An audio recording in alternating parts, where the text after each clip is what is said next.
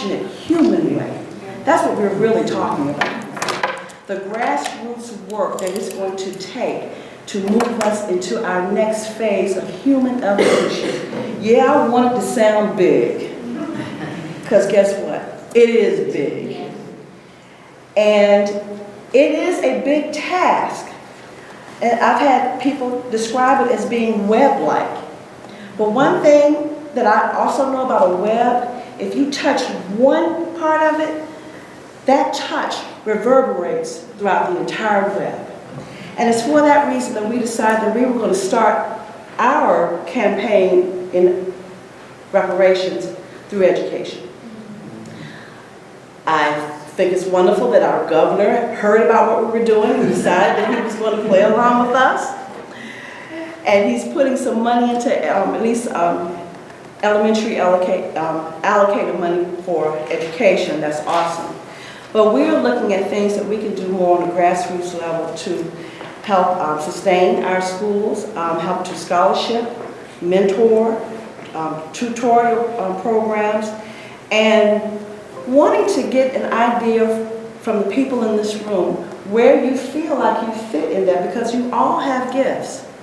So what you will hear today is from a few people who have initiatives and programs already in place. Those that you can just sign up and get on board. That's great. And then we're going to make you all the experts, give you an opportunity to put your own think hats together and become great thought leaders at the table, collaborate with the other people in the room, and look inside yourselves, look at what's going on in our world, see what you think may be broken in our educational systems, from our smallest, most vulnerable citizens, our children, all the way up to our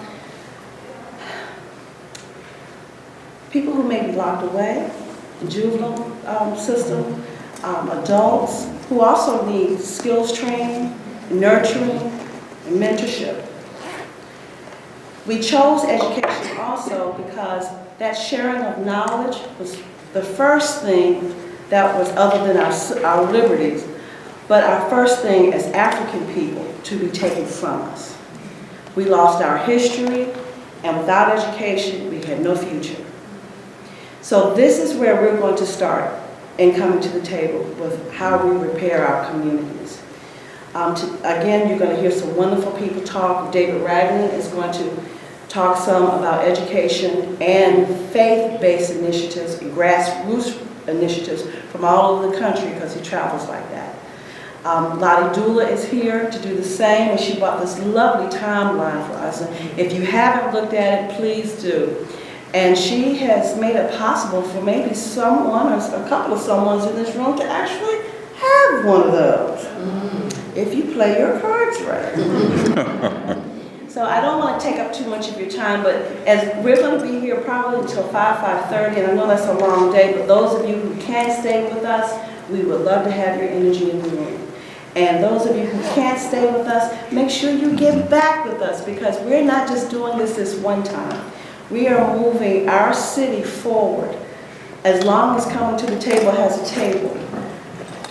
And you're always welcome there. So that's my welcome to you, and that's also my charge, and hopefully we have lunch somewhere later. Thank you.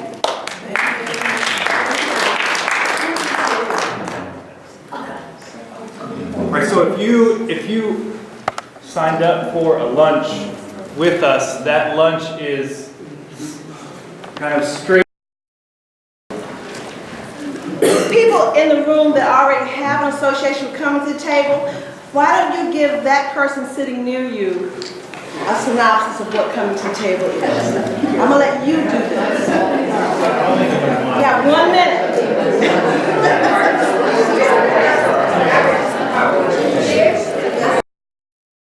Knows what Coming to the Table is and what we do. Great. I want you to give yourselves a hand first. And as you do, we're going to welcome our first presenter, who came a long way to be with us today, who actually wants to talk about himself. So I'm going to allow the good doctor to do that. Give your attention to Dr. David Ragland. Hello.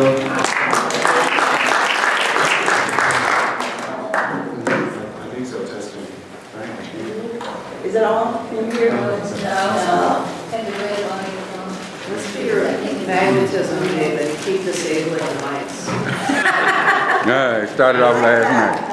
Impact on lives.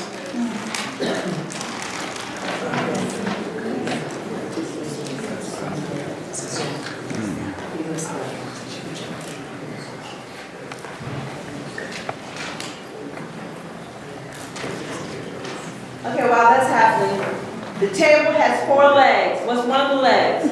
History. Right, uncovering history, truth-telling in history. What's another leg? Yeah, What? connection. Connections, right. Making connections or building relationships, as we say. The third leg is, somebody said, healing the wounds, okay? And that's on both sides of the race divide. And the 4th leg of the table, because you know we're smart. Taking The action. table is built on the table. The 4th leg is what? Taking action. Taking action. Okay, so that's what we're going to be doing today. We're going to be learning about some history. We're going to be building some relationships in the room. We're going to share honest stories to heal our wounds. And then we're going to be willing to take a what? Action. Action. Take a stand, taking action. Are we on? Yep. Great. All right, so I'm David Bradley, and I am the Senior Bayer Western Fellow of Fellowship of Reconciliation. Could you speak up a little bit louder, please? It's not. Something's not, it's not you, it's the light. So a guy is coming to deal with the mic, okay? But I'm going to try to project until then. How's that? I'm doing this. Okay, I'm getting too many directions. It's women. What you expect? All right. Is that better? So I'm just going to share a little bit about my work and how I approach and think about reparations and what I've been up to.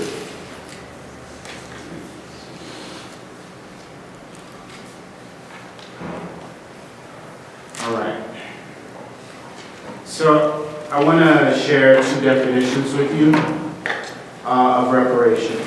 And reparations, and don't worry about taking notes, I'll provide a link to this, so if folks don't have this, they can have it. So reparations by Nikichi Taifa is the repair of cultural, spiritual, psychological, and physical damage done to a subjugated or oppressed people. And COBRA defines reparations as a process of repairing, healing, and restoring people injured because of their group identity in violation with their fundamental human rights by governments, corporations, institutions, and families. Those groups that have been injured have the right to obtain from government, corporations, institutions, families responsible for those injuries that which they need to repair and heal themselves, in addition to being a demand for justice. It is a principle of international human rights law.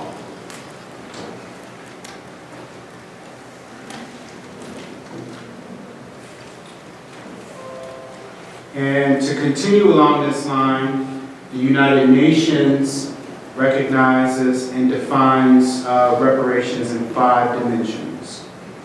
And the first one is restitution, which is restoring a victim's rights, property, citizenship status, etc. Rehabilitation, that's mental, spiritual, healing, psychological, physical support. Then compensation, cut me the check. 4, satisfaction, and this is acknowledgement of guilt, apologies, burials, rituals, construction of memorials, etc. And then 5, guarantees of non-repeat. And some see that as reformation of laws, but how do we prevent the thing that caused the need for reparations from happening again? And I think in the United States that's very complex, given our connection to, all of our connection to injustice. I was just listening this morning to Michelle Alexander talking about the new Jim Crow 10 years later. And she was describing how most people, like if you go to rural communities throughout this country, and I taught at Bucknell University, and then later I taught at Juniata. And they're surrounded by towns, Huntington and Lewisburg, and the towns are mostly dependent on employment from those prisons that black and brown folks occupy. In addition to the subcontractors who benefit from often people being jailed for very small things, things that people are making money off of, like marijuana. So in this sense, this notion of guarantees of non-repeat, for me, offers something really hopeful. It offers us a chance to completely transform our society. What if we viewed reparations as a political, moral, and spiritual intervention? Right? This intervention that helped us shift how we spent money, helped us shift what was in our retirement accounts, so that we know that we're not complicit in injustice. Helped us think about what does it look like to transfer land back into the indigenous inhabitants.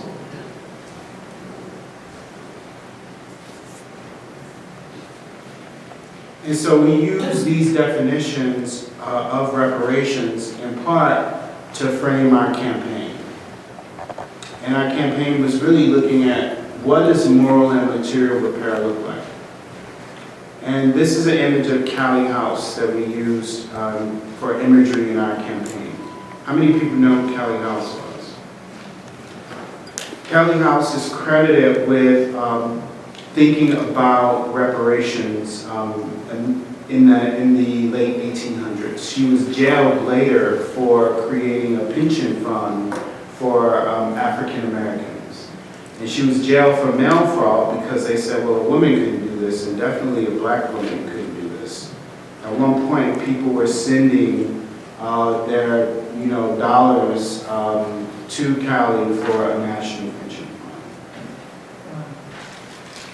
But we can also think about reparations as dealing with theft of land, genocide and slavery, Jim Crow and Juan Crow, redlining, gentrification, and police violence. And I list these things because we often only think about reparations for slavery. And I think we should be extending it to think about reparations for the world that slavery made, which is our world, the world that we live in.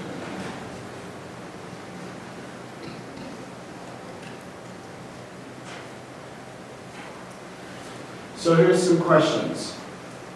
Who owes reparations and why? Why faith-based institutions? So I think all white people owe reparations.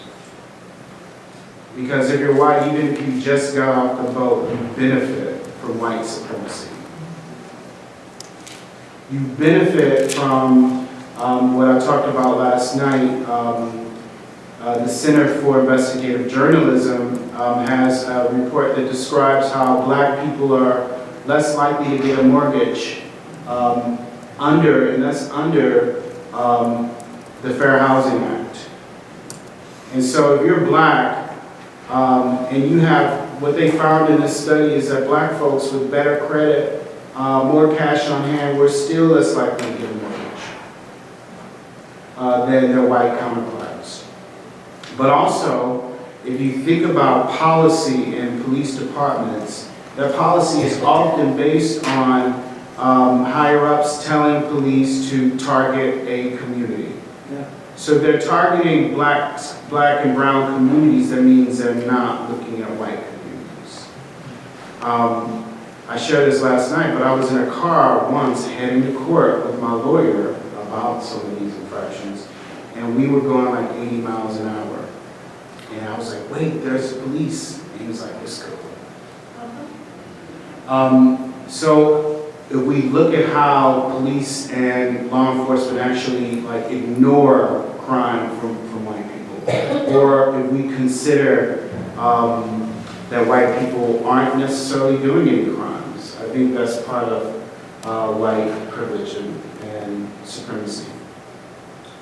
But one of the things that I think about in our campaign, we focused on faith-based communities because we thought that the history warrants faith-based communities to think about reparations. And even more so than other communities, given the role of faith-based communities as those who heal and lead us to justice. And so if you look at the history, right, in the early 1900s, the Anglican Church created the Slave Bible. And the Slave Bible was absent of all mentions of freedom, liberation, justice, and it was propagated around the U.S. South, but mostly the Caribbean, in order as a direct response to the Haitian Revolution. But also, if you think about the membership of churches, their membership were often slave holders or people who participated in gross injustice and violence against black and brown folks, against black folks. And then also we saw in the news that Georgetown University actually benefited from the sale of slaves. So many institutions themselves own slaves. But then also, if you think about how people donate and give money, we can consider churches and spiritual institutions essentially slush funds for slaveholders. And also beneficiaries of grants in a racist world. Grants and funding, and the list goes on and on.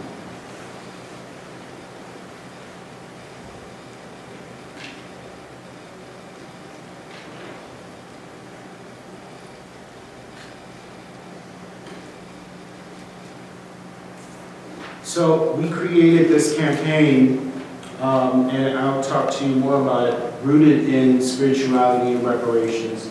And this is a little piece from Reverend Angel Kyoto Williams. Does anybody know who Reverend Angel is?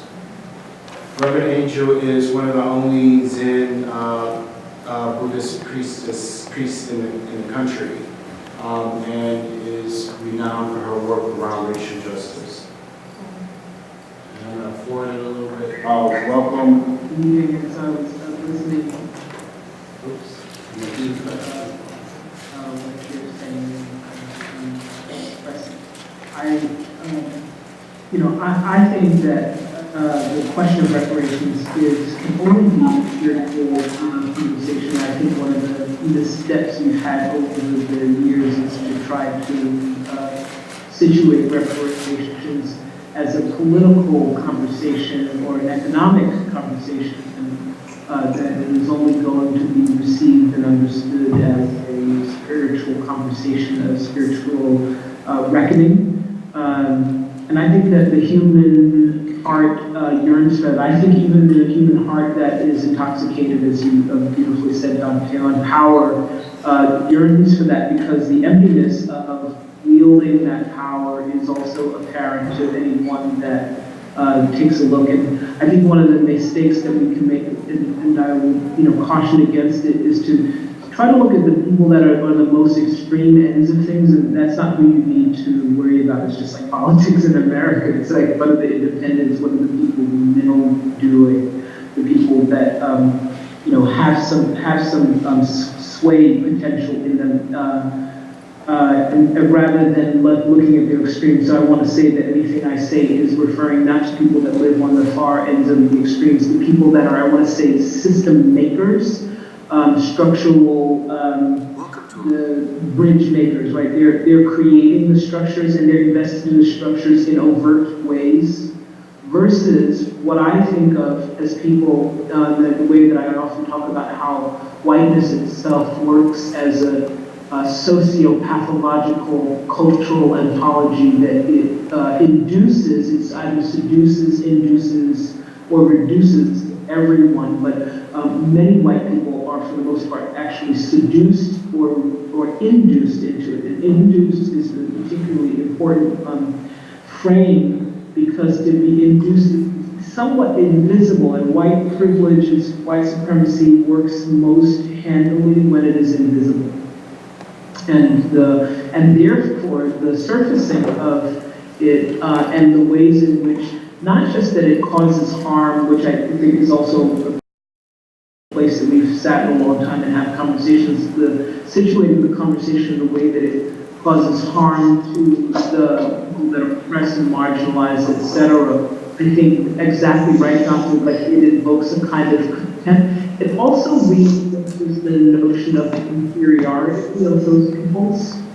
And so when people are not committed to supremacy, white supremacy as a formal ideological participation, but rather the subtle ways that human beings judge each other all the time, I think that the strategy has to be something that unseats the hidden and implicit bias that allows people to continue to participate in, there's many ways in which progressives point, like, scream and shout at, like, all the horrible ways that people that are marginalized are suffering. And I have to say, I'm like, mostly what that does is tell most of the people, like, yeah, that's right, they're inferior. It wouldn't be like that. So you can watch this later, but I like Reverend Angel, because we essentially had a lot of conversations as we were forming this campaign, thinking about how reparations fits into a spiritual frame. Given, and she talks about money as a deity, money is God, but also money and resources that are connected to gross injustice and violence. What does that look like to free it, to do what is just and right? And so we created this campaign for truth and reparations because of all of those reasons, and we felt this call of our ancestors in 2019, and still feel that call. So many important moments.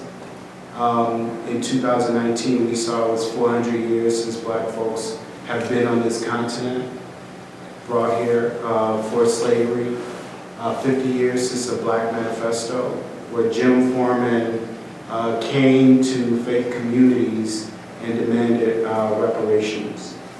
40 years since the first Truth Commission, or since the Greensboro Massacre that led to the first U.S. Truth Commission. And then 5 years since Mount Brown, all in 2019. And there were many other dates that were really significant. But I personally felt a call of my ancestors to do this work, and many people around me felt the same thing. And so we started thinking about reparations as a spiritual practice. What does that look like? And in that, we created 2 national days of reparations, #Reparation Sunday. And in 2019, they were August the 11th and December the 22nd. And what we did was, rather than drop this on people like, oh, in your church or in your synagogue or in your temple, we'd like for you to have a National Day of Reparations Sunday. We help them prepare and plan their communities to do this. And so for the first Reparation Sunday, on Juneteenth, we designated Juneteenth as the beginning of a period of preparation and reflection. And we started with a webinar, and we provided online resources for faith communities to begin teaching and learning and having conversations with their communities. And then on August the 11th, communities across the country, I count at least 30 faith communities that I know of, and there were more, who had services on Reparation Sundays. And what we did was, we weren't really interested in collecting money or saying give reparations. We were interested in what does it look like to create a culture of repair. What does that look like? And we thought our faith-based institutions were best at that. But also, what does it look like for faith-based institutions to begin creating reparative relationships?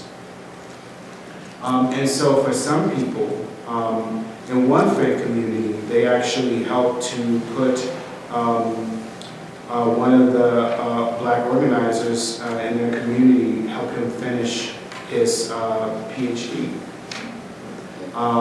So lots of different things in different communities that people were doing.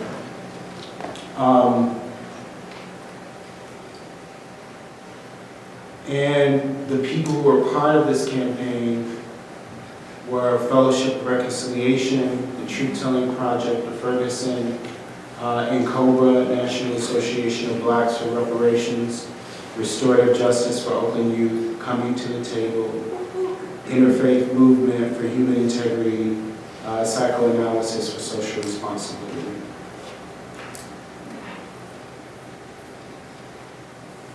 And so some of the activities of the campaign included a number of webinars to basically educate and help people understand the full dimensions and complexity of reparations.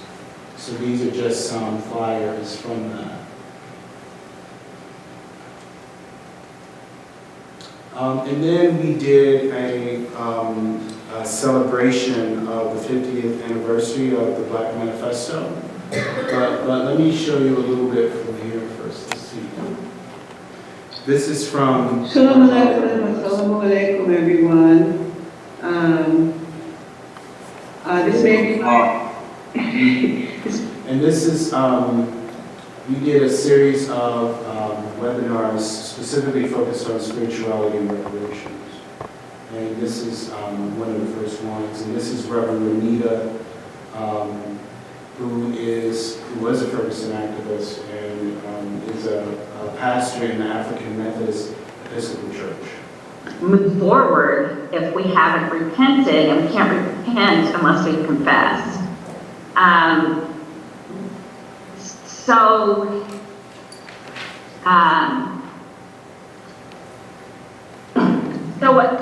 what I see is the necessity for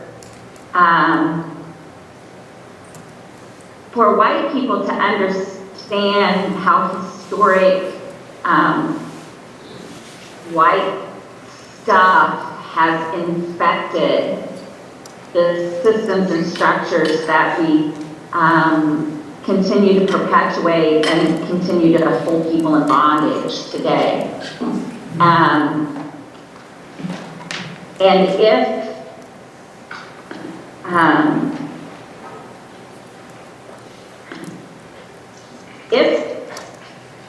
And I'm speaking kind of more from a Christian perspective and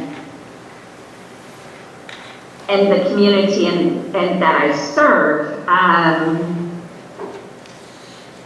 I don't know that we can authentically call ourselves Christians and continue to perpetuate these cycles of oppression. And white people have been so ingrained in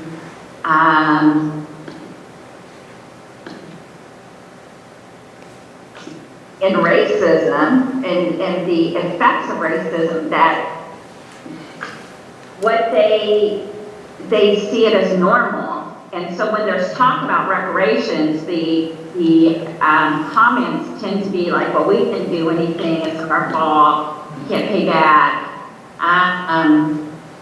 which totally lets us off the hook for bringing healing to our collective community.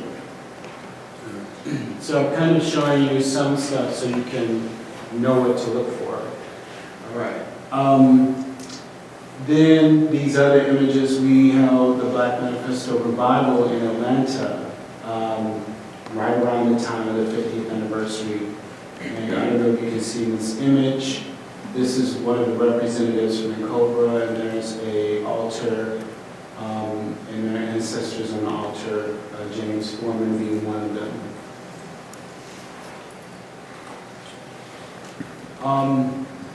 Then we did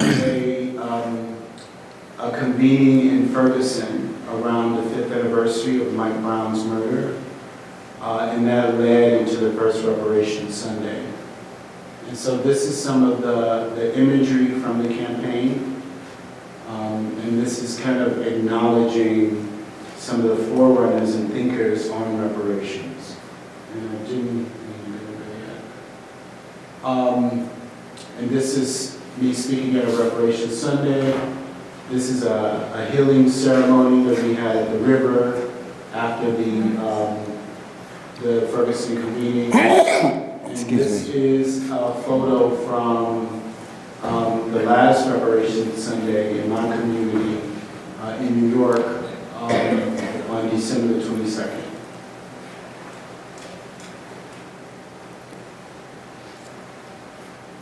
And, you know, about, I would say like right after the first Reparation Sunday, I ended up giving a week-long retreat at the Omega Institute around decoloniality and decolonization. And we had conversations with Latinx and indigenous communities about reparations.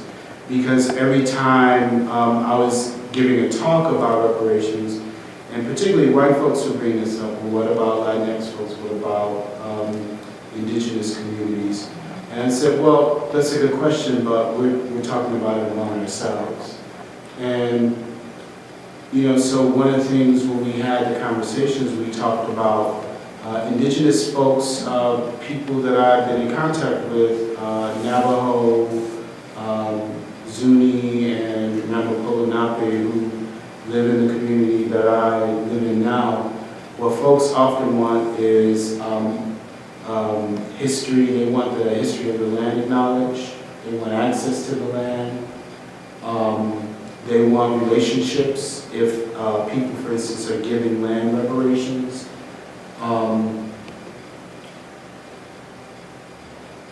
And I'll give you one example. So I think it's apropos that we're here at Union, which is a Presbyterian institution. And the community that I live in is actually part of the Presbyterian Church. And the Presbyterians recently in Stony Point, New York, gave back a piece of land, the Stony Point Presbytery, to the Navajo Lenape as reparations. And I thought that was actually very amazing. But I want to think about that too, because when I was talking to Chief Perry, he said, well, you know, they said they want to give reparations, and what we think about is land sovereignty. So what does it mean when people talk about reparations to different communities? And then he was like, but we were cool. And then, so what they did was they gave the land back, and they created a cultural center, like a nonprofit, to support the maintenance of the land and the buildings on that land. And the Navajo Lenape created, or their intentions were to use it as a mission to the United Nations for all indigenous people. So they actually expanded the vision of that. But part of what we talked about, and particularly Soul Fire Farm, how many people have heard of Soul Fire Farm? They're in the northeast part of the United States in upstate New York, and they are involved in the Black Indigenous Reparations Network, where they are supporting the land transfer to Black and Indigenous communities for reparations, and they're also involved in creating relationships that look beneficial among communities. So for instance, traditional types of crops will be grown on land, so on and so forth. So that was essentially my presentation. I'm open for conversation and questions.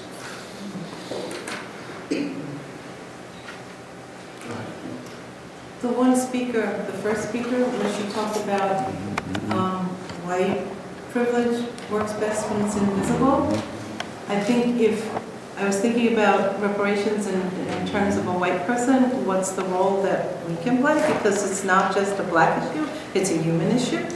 And I think one of the roles, because that really got me thinking, is that we can do what we can to not make it, to bring it forward, to keep it from staying invisible, and to give power to the voice that this is deserved, and that this is necessary for our country to come together. So how do you see the two, both Black and whites, coming together to work for reparations? I mean, I see it as, so particularly for Black reparations, I think that it can't be like, say you have a pet project, and be like, hey, I'm gonna give you this money to do this project, right? It has to be, Black folk have to want that.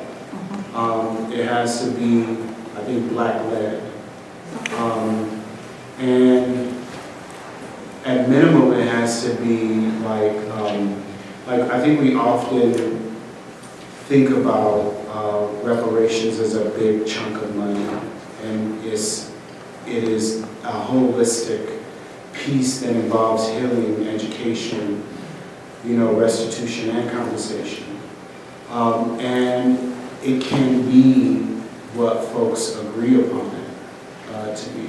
And one of the roles, I think, of white people is to advocate at all levels of government for reparations. That is not simplistic. And I was telling someone who I met earlier in this room that if the government decided to give reparations tomorrow, I would probably be against it right now, because the U.S. government will probably have a bank that has extractive or racist policies, distribute the money. And Whitfield always says that Nike will create a reparations sneaker, and Ford will create a reparations Cadillac. So it would be likely whatever money the U.S. government put forward, a chunk of it will be used to continue our oppression. And without the spiritual and healing dimensions of it, I think people will be like, you got your reparations, and then proceed to call you the N-word. So reparations, I think, has to be intelligent, and it has to like take the full picture of where we are as a country. I'm gonna try to do this better than I did last night. The city have $1 billion project. And in the $1 billion project, you got affordable housing, you got a Coliseum. How do you put reparation in that so it can help the ones that it displaced when they originally tore the place down? Did everybody hear his question? Could you repeat it, please? So he's talking about the Navy, Navy Hill project. the Navy Hill project. And particularly like can you say a little bit more? It was basically a black neighborhood. Black neighborhood was displaced because of interstate. Now, 40, 50 years later, the city wants to redevelop the land. And it's $1 billion project. They want to do a new Coliseum, 2,000 homes, talking about 200 affordable housing. And right now, it's going tick for tack in the public eye, and saying that there is no support for the community, and they're trying to do gentrification in the community. And so my basic thoughts are this, and I think this applies to a lot. I'm really interested in gentrification tax, that maybe a community organization can fund, and it be a voluntary thing that each person who moves into that new community pay to support, number one, remembrance of what this neighborhood was, but also the actual needs of people being forced out of those communities. That's one thing that doesn't deal with like the actual injustice of what's happening now. But many communities around the country have had reparations policy at the local level. Like for instance, St. Louis, Missouri just 2 summers ago adopted a bill to study. It was very similar to the bill in Congress that John Conyers introduced, a bill to study reparations. And you know, cities like Charlottesville, like their economic development plan was really rooted in addressing some economic inequality, which is why we also saw that march there a few years ago. But you know, I think that cities around the country, whenever there's a new economic development project, they should be considering moral harm that was created in the past, and that, like for instance, you know how if you want to build something, you have to understand environmental impact. Environmental What if impact. there's a racial harm rider as well with every single new development? Whoa. And this is something that communities can create themselves and tailor for their own communities. But these things are possible. It's happening around the country. People are actually doing things like this. What do you think? And anybody else want to comment on this? Because this is your community. Where you at? Marty? Go ahead, sister. In the fall, I had a shaking experience. I went to the Tidewater to observe the 400 years. And the pre-activity was at my old alma mater. At 12 o'clock, they had a beautiful, it's on YouTube, Voice of America, cable. And they did, many historians were there. And they talked about, or gave a beautiful picture about the problem, and about slavery, and about the misunderstanding. That evening, I went to an area that I remember being at Norfolk State. That was in the area where the Coliseum was. And that was upscale neighborhood. And it was at a white church. A clergy was there. I think it was the urban renewal or redevelopment. And together people from all over the city, clergy. It was equally, it was the first time I've ever seen a gathering of equally concerned white and black people, young and old, agency representative. And they had, and it's on YouTube if you want to go to it. This was gentrification. And I didn't know at the time where Richmond stood on the nation. It's the second in the nation, second of the 10 highest cities in the nation. Gentrification.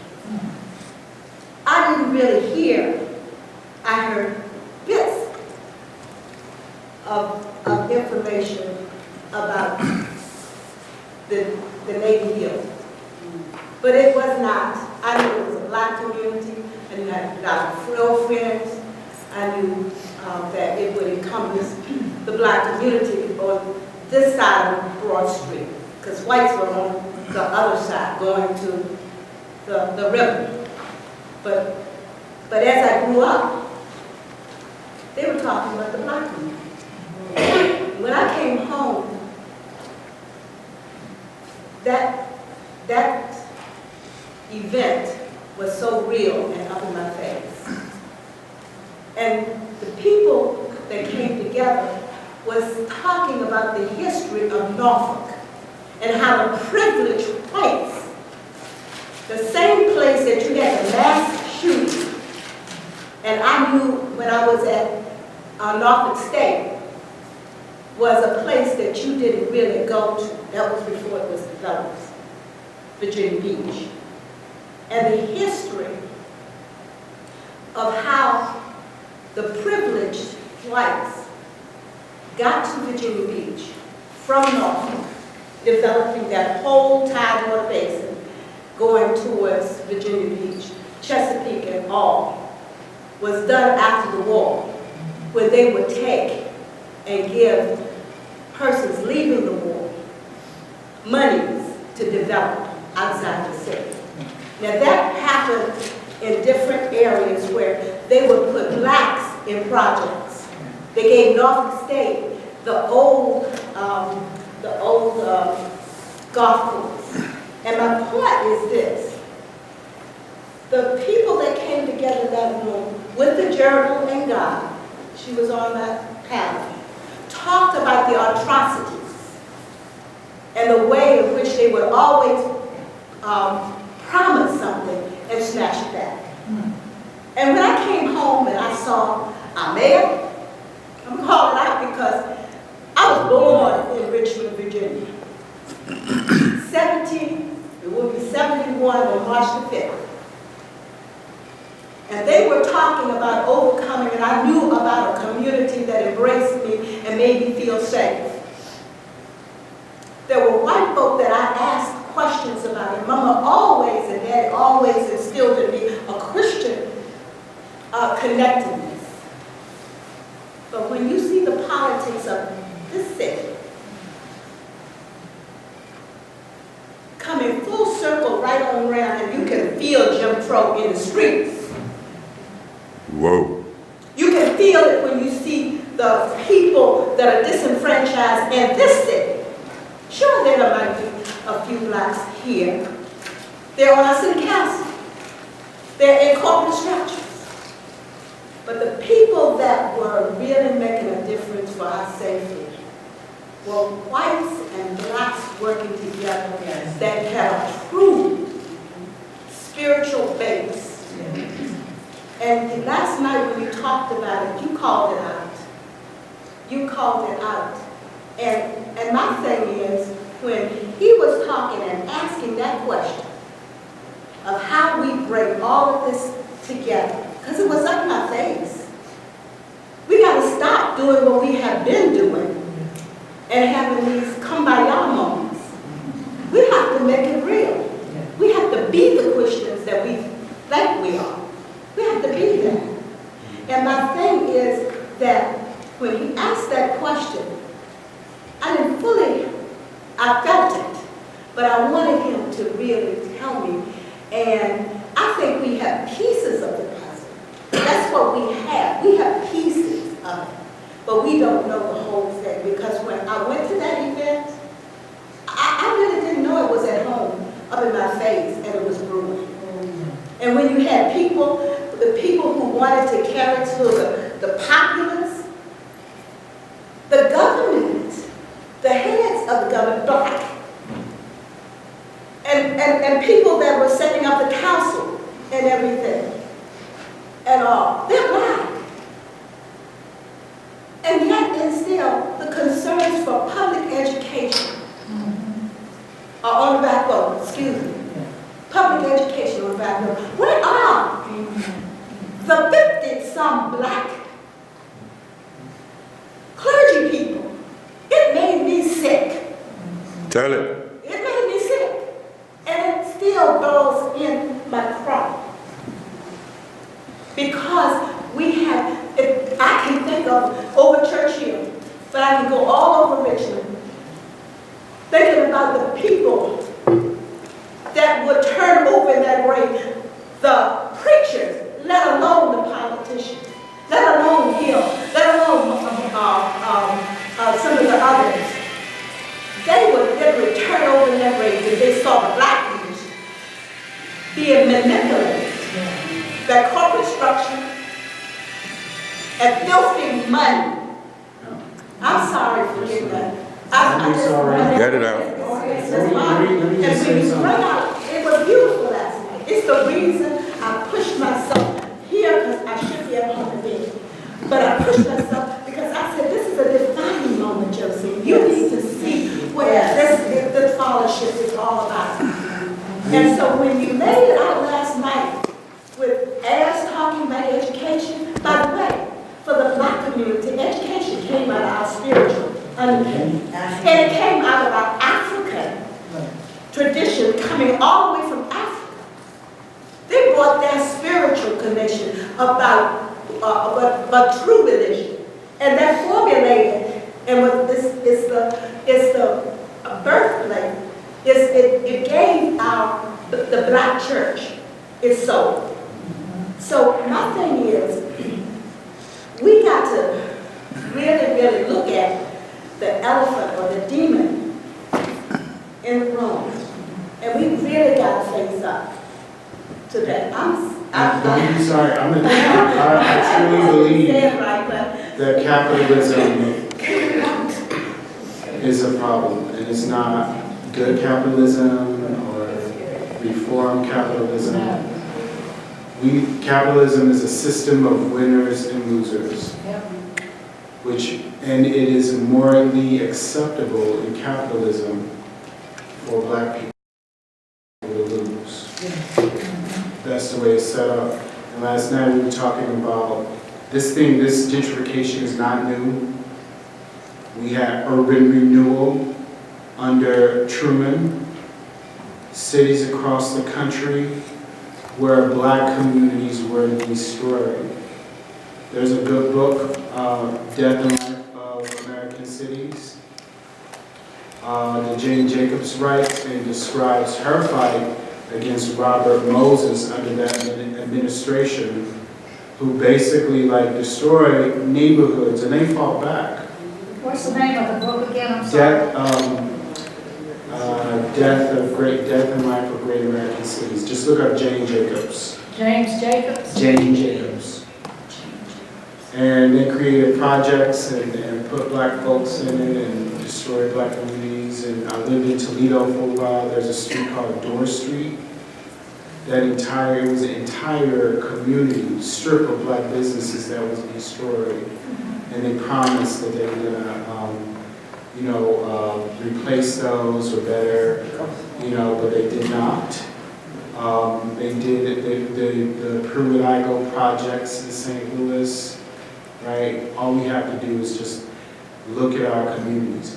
And it's more insidious than we think, because Truman did this initially to pay back some of his political friends. But the last time I was in St. Louis, a friend of mine who's a filmmaker told me that the city council in the 50s had a issue that came to vote, to be voted on. And they, because the north side of St. Louis, black people were starting to move into the north side. Bigger houses, better schools, right? We know how this goes. And the north side of St. Louis was being so overrun with black people. The city council had a vote to basically cut all funding off to the north side, all infrastructure improvement. They vote, and the plan was to come back later when they had their development plan in place and the financing. And it was voted down, but in practice, that's what happened. And this is happening all across the community. And gentrification is just recolonization. It is a process of capitalism to make more money off of communities that are already disenfranchised. And there's a close connection between law enforcement, real estate development, and local politicians. To number one, police don't police as much, and crime increases. The prices go down, the real estate value. And I just witnessed this in St. Louis, immediately north of downtown, because they wanted to clear 100 acres immediately north of downtown for the geospatial agency. Now, I knew that neighborhood my entire life, and it was bad, but like it wasn't that bad. And when they got done with it, you could buy a house for $1. That's some bullshit. Ooh. Regarding the Navy Hill project, I've been invitated on several occasions with a bunch of clergy. And I want to let you know, the lady that just spoke, while there might be 49 clergy that went on record to support, there are more who don't support. Say it. And the reason we don't support is because the project has not displayed enough for poor, disenfranchised. And they talk medium income and mixed income living. The problem is that when you talk mixed income, that's normally those who can afford it. And for those who can't, what's going to happen? The jobs that are offered, well, 20,000 jobs. These are service jobs. Nobody can feed their family off of a service job. No one, no service job you know of offers benefits. So what's being offered is still not enough to help change the quality of life for many Richmonders. This is the same mayor that I had to go in and fight for in Richmond Redevelopment Housing Authority when they were getting ready to clear out 50-some units. Yeah. And they were getting ready to throw the people out on the street, and this was at Thanksgiving. And we went in and fought so that they wouldn't do it. The reason they decided not to do it is because they didn't want to shine a bad light as they were moving forward to press forward for the project. So I'm going to suggest, since you have one of those speakers that's going to be about 15 minutes or so, and the purpose of this is so we can have small incubators to talk about very specific things, and I'm hoping if you can hang around, okay, that maybe that this will be one that you would help to incubate and bring some fresh ideas for what we can do about the neighborhood situation. Shay, is that good? Can you, I think, can we talk later? Okay. So I think this is a great project for coming to the table to deal with gentrification and Navy Hill. It's a real project. we're experiencing right now? What does that look like? Go ahead. Answer the question. Can you stand? Just say it so Okay. you hear what I'm going to talk to you about. Is that okay? Yeah. Okay. The question is, last night, and I hung around with somebody. I can't see you. Last night, you talked about the dimensions of reparation. And I believe it was you or one of the speakers who said, you know, this got to be a spiritual sort of a transformation as we look at reparations. One of the areas you spoke about was the guarantee of non-repeat. Right. Now, this is my question. We have heard about the vestiges of slavery that Black people have been impacted by. I mean, we see it in our health, we see it in our communities, we see it across the board. Dr. Joy Degree wrote a book about post-traumatic stress. I mean, just to tell us, this is what's going on, this is why you respond to how you respond to things, based on that awful system of slavery that has happened in America. So, we know what has been transcended down from that institution, so violent, so cruel. And last night, Dr. Brian or you, one of you said that when offenses occur, it doesn't only impact those who've been victimized by it, it impacts the offender. Yes. So what was transcended down from the offender who brought this slavery into being? What was transcended down through the generations? Is it brokenness? Is it a lack of conscience? Because that is what's being perpetuated every day, so that these things like Army Hill and all these other Let me just say one thing those type of things exist, because that's why we constantly keep saying, why is this all over these years for generations? What was that thing that was transcended? the creation of whiteness. Yes. Sorry. The creation of whiteness, a profound disconnect between our bodies, this planet, and each other, and spirit. Can I just make a point of remark? Go ahead. That speaks to what you were saying about women.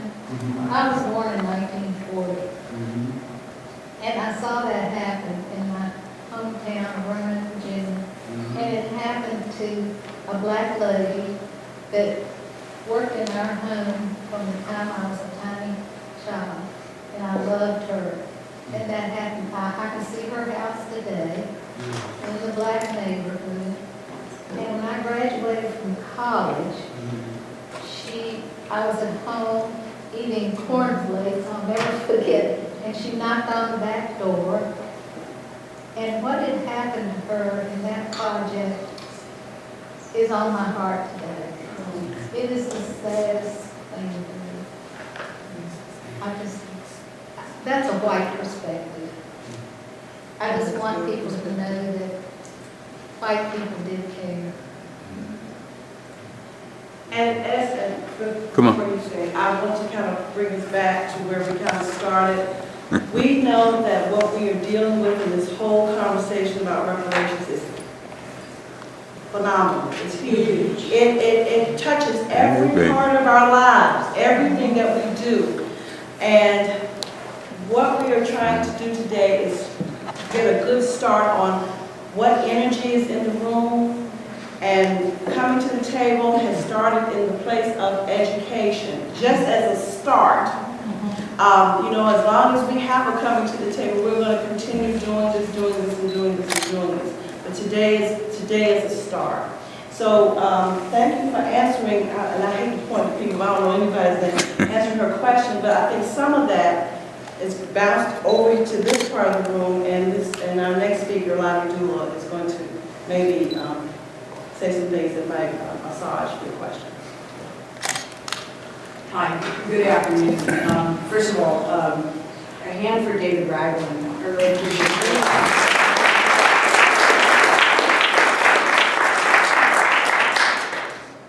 I met David last summer on a plantation, actually. And Is there a way to turn very quiet. Yeah, I'm really quiet, so I get eat the microphone, but I probably can't hear me very well anyway.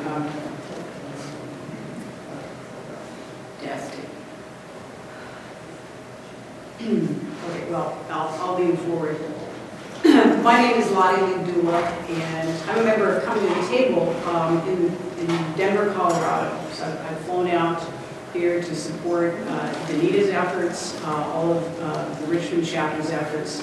And I really appreciate what you guys do. You guys are leading the effort nationwide. Allison and I are a little bit jealous. Allison's with Los Angeles. She spoke last night. You probably might have seen her, or yesterday. You might have seen her in the Zoom.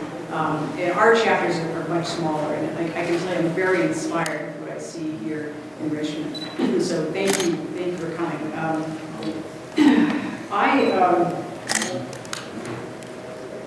I support reparations for slavery and its activists.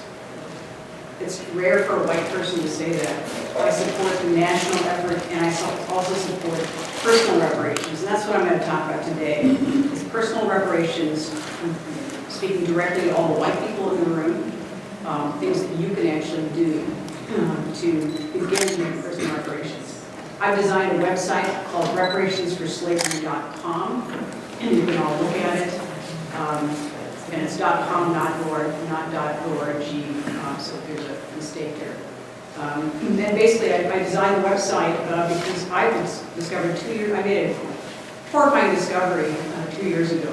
It's probably a discovery that many of you in this room, if you're white, have made. Maybe you didn't know about it. But, how many here are descendants of enslavers? I'd like to see.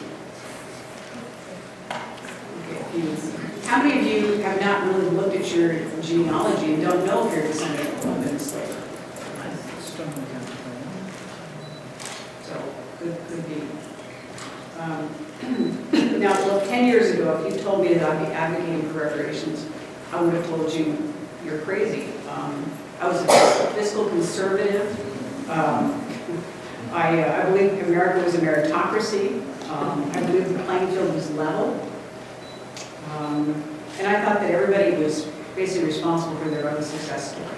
Now, we've been listening for the last 2 days. We know that it's just absolutely not true. But I'd say the majority of white people in this country, that's what we believe. You know, and we're talking about whiteness transmitted from, for the last 1,400 years. That's what it's about. It's toxic. It truly is. Well, 2 years ago, my worldview was shattered by a simple discovery. After my mother died, I was sorting through heirlooms. You've probably heard this story before. And I found a box, and I recognized my grandfather's writing, and he had packed it. I unpacked it, and I discovered that he had carefully packed away his grandfather's things. And I found a little black book. Now, I was hoping it might be somebody's diary, maybe a juicy story in there, romance, something like that. But as I opened the book, I saw neat columns and rows of figures. Perfect penmanship. And I knew it was a ledger system. And there are people who can't hear. Okay, we're a family, so Just we move want up. to move up. Chair right here. Chair here. Great opportunity to do that. We're family here. Yeah, you can get closer to Lottie's and you can hear.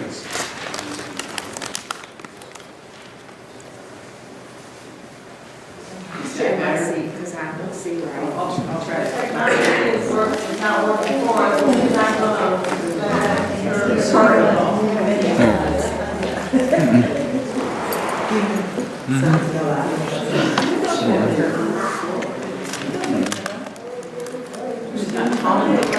Yeah.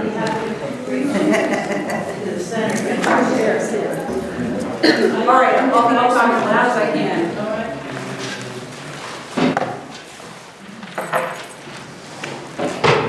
There's something in that back room.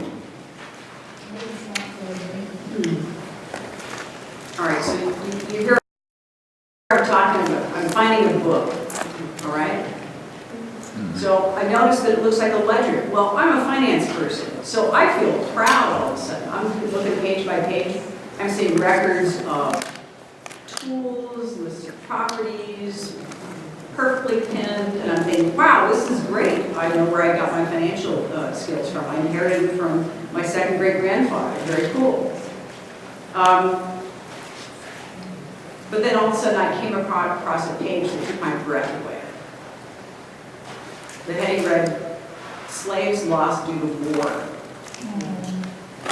Now, obviously, I'm sorry, repeat that. slaves lost due to war. Getting it, getting it. So this was not any goddamn ledger book. This is a record of my second great grandfather's plantation holdings. Pardon my French. No, go ahead, speak. Truth to power. Underneath the headings were the names, ages, and values of 44 human beings. Number 23, Cornelius, age 8, value $500. Owner, William Hayes Paxton, my second great grandfather. Number 37, Julia, age 30, value $1,000. Owner, his daughter, Miss Paxton. Total value, $43,100. That's $680,000 today. I was stunned, not just at the brutality of what was so neatly detailed in the ledger, not just the fact that my ancestors had enslaved people, but that I had lived close to 60 years without knowing about my family's history. That's pretty white to not know. Now, I come from a family that has always celebrated its history. For instance, I know that my ancestors settled here in Virginia in the 1600s near Lexington and Newport News. I even knew that some of my family fought on the wrong side of the Civil War. But the connection to slavery had been hidden and forgotten over several generations. And frankly, in living a life of privilege, I had never thought to ask. I didn't think this history applied to me. Once I discovered my family slaveholding past, I wondered what else about me this was sugar-coated. And I decided I better look into it. As I began my research, a pattern emerged of harm my family caused to African Americans over hundreds of years. My ancestors had not only been slaveholders, they'd also been in positions of power. People in a position to craft, to legislate, to uphold the system of slavery, to erect what I call the pillars of institutional racism.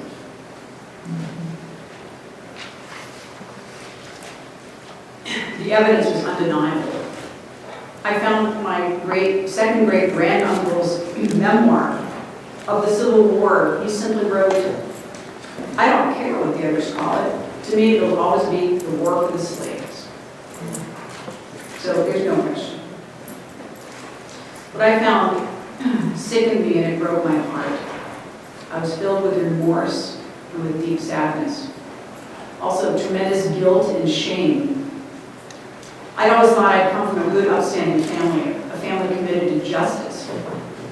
My family was committed to the law, all right, but their sense of justice was warped. Their commitment only applying to their white peers.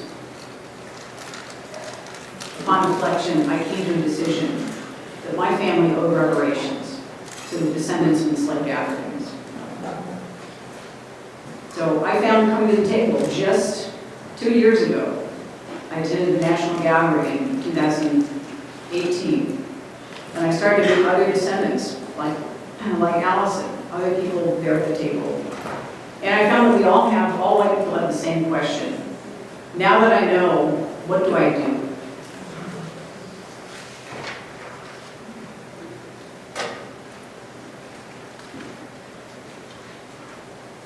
Well, I've created this portal, reparationsforslavery.com, to give white people the tools we need to answer this question and to design a personal path of repair. So I started by collecting all the reparations materials I could find online, starting with Coming to the Table's reparations guide. How many people have actually looked at the guide? It's on the website. Well, if you're concerned with reparations, I suggest everybody look, especially if you're white. There are all kinds of things you can start doing even today. Next, I began working with African American colleagues to design a scalable approach to individual reparations. So whether you're rich, whether you're poor, Whether you're retired or working 3 jobs, there's always some way to give, to give reparations. You may not have time, you may not have money, but maybe all you have is mindfulness. But there's a way for you to give reparations. So the website I created provides information on everything. It's got information on HR 40, the bill to establish a commission to study reparations. It's got a library of 500 books. The young African-American woman, Brianna Cuffey, also a member of Come to the Table. She's the librarian. She created this reading list so that no matter what topic you want to read about, whether it's genealogy, how to repatriate slaveholding documents, racial justice, history of the civil rights movement, whatever, there are over 500 books on the list, and most of them I haven't even read yet, so I'm late in getting this started. There are links to all the major African-American thought leaders on reparations, on and on. So really, it's reparations from A to Z, over 100 pages of information. Starting next month, I'm starting a blog, so if anybody's interested, what I'm doing is collecting stories of people, white people who've made reparations, black people who want to talk about the theory of reparations, and I'm sending that out to people who are interested. So I've got cards on the table. If you'd like to sign up for my blog, we'll send it. But believe me, there are all kinds of interesting people I've talked to. Recently, I interviewed someone in Colorado. We had the word slavery still in our Constitution, still legal, that word. And so a young woman, Amy Rowland, worked to get that taken out of the Constitution. So it is possible. Each one of us can work on elements both of institutional racism as well as how racism manifests in our own personal lives and our own personal families. So I think the most important part of the site, what I really wanted to talk about today, is that I'm providing a map to help white people pinpoint areas of harm. Look at how did your family fit into this puzzle? And then you can develop a specific strategy for how do you unwind that harm.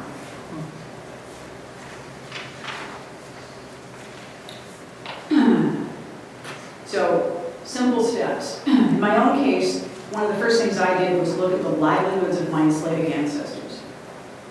Besides being slaveholders, my ancestors were doctors, lawyers, and politicians.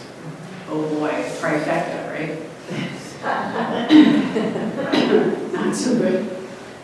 So while I'm not the wealthiest person around, all the wealth that was gained in that era was then lost, boom and bust in my family.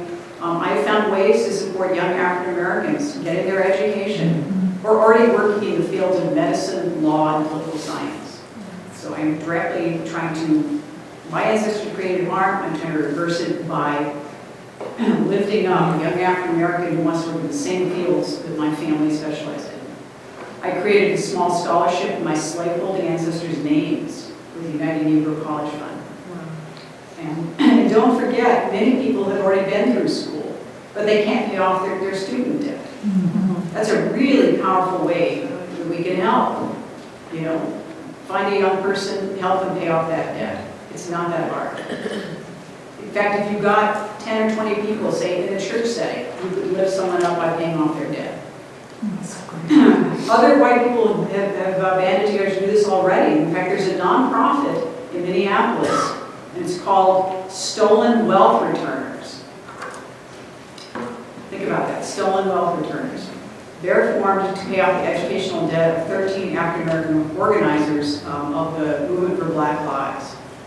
Think of how powerful that would be, pay off all of their debt so they could move forward with their lives.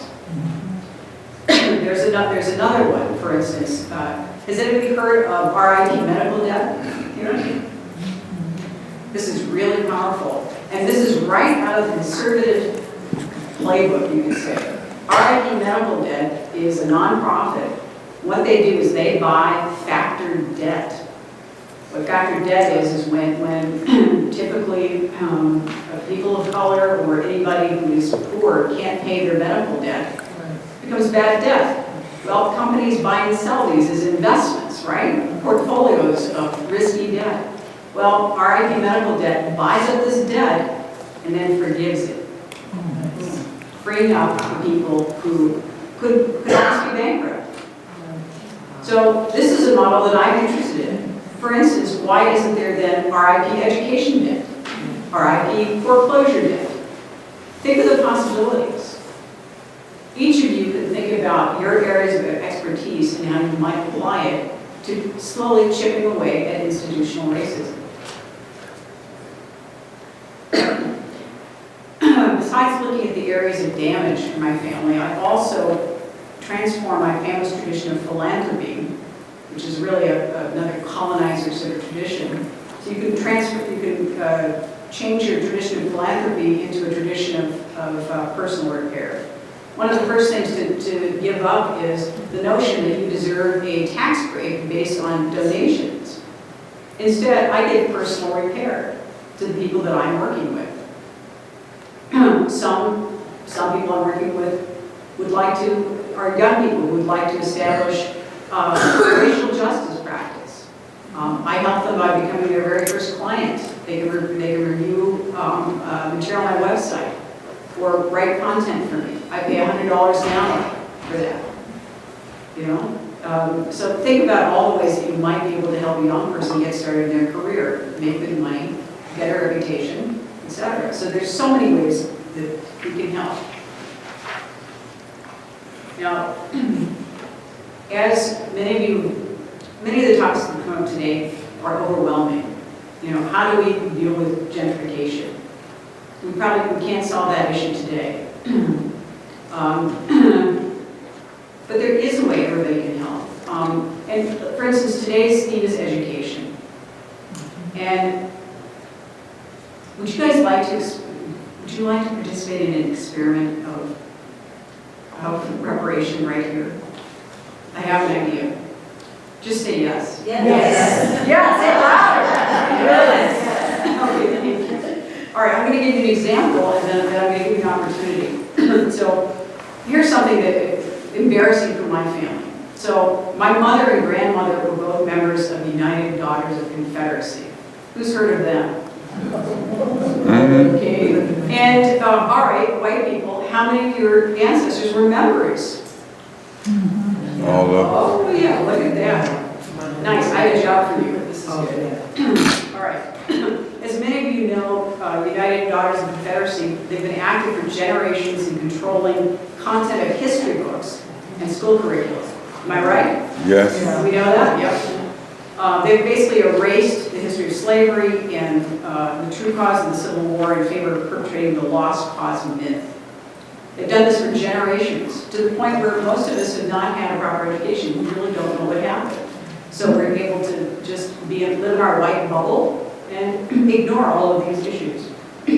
So you can say that my family, through its support of UDC, has participated not just in enslavement, but in the erasure of history. The erasure of history, specifically African American history. Now, some of you may have noticed the 400 years of inequality timeline that we've got here, back here. What do you think about that? Truth needs to be told. Truth needs to be told.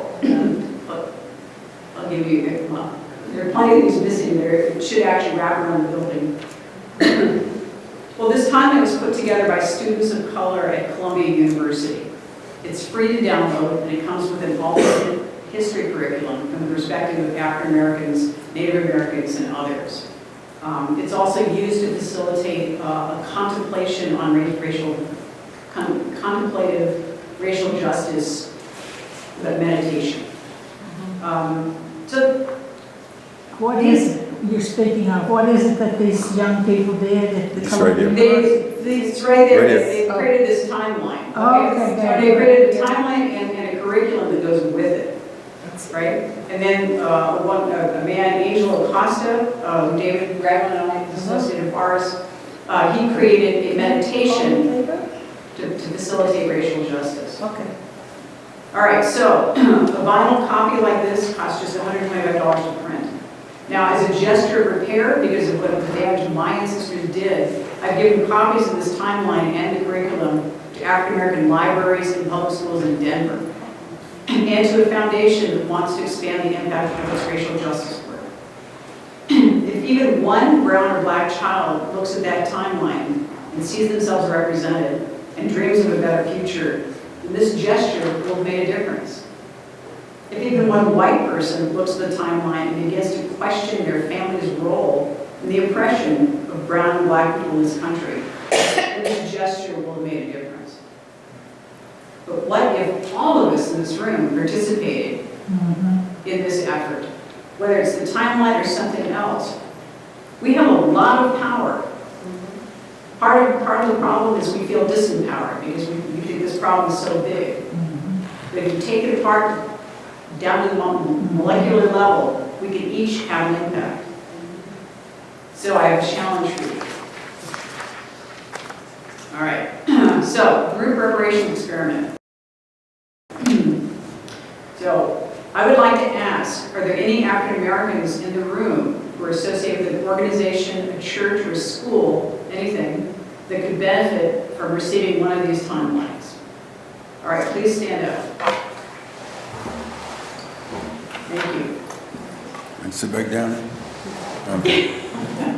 Oh, no, stay standing up then. Okay, now white people, it's your turn.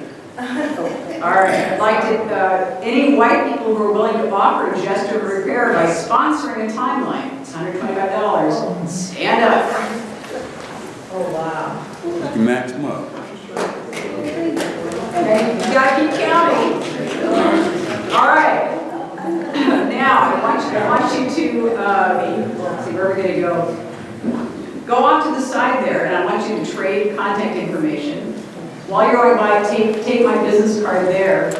And what you're going to do is you're going to trade contact information, and then I will send you all information about how to download the current timeline, and you'll make a gift of it as a gesture of care. Who did you give the timeline to? I forgot. I wanted to write this down. Denver, Blair Caldwell African American Library in Denver. Oh, okay. The Denver school system. Okay, now everybody gets extra credit if they go out to coffee with their new friends. Because this is about building relationships. Build some relationships. Yes, it is. Well, I guess it's me and you. Yeah, okay. I can write it. Let me write it. Yeah, all right, now I want Clyde Brad. to give these people a round of applause.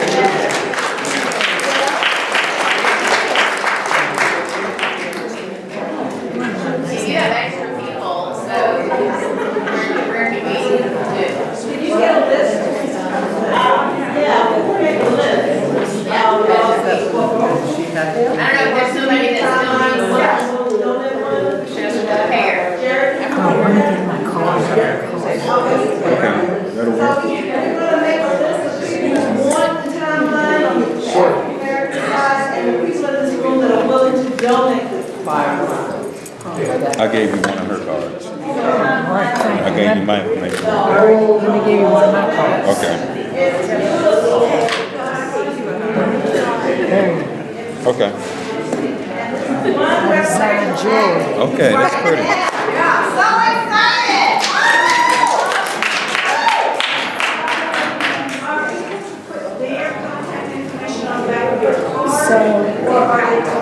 So what do I do? I print it out and then give it to you. She's going to tell us what to do.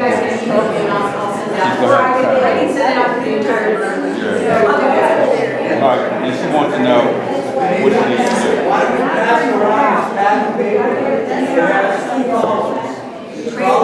Yes.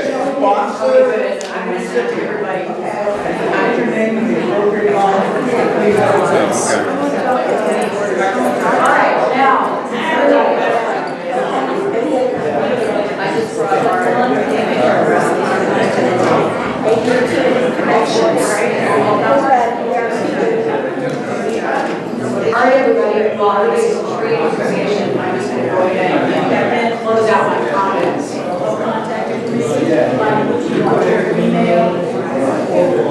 So I've got a question here, Lacey. Who has been afraid of the topic of reparations? White people. Who's been afraid? Yeah, it's scary. Now, here was a simple act of repair. Was that scary? No. No. So if you start small, if you start in your own sphere, it's not scary. And you build up. And eventually you come to the same conclusion I've come to, which is I'm not afraid of the national reparation effort. I'm not afraid of paying more taxes, colonizing tax, whatever you call it. I'm not afraid.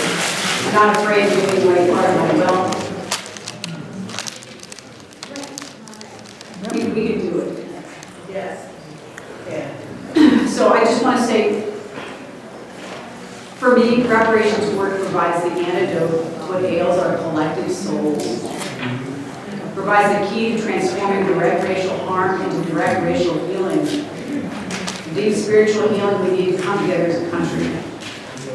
Now, I don't pretend to have all the answers. I'm just starting out on this path myself, just 2 years into it.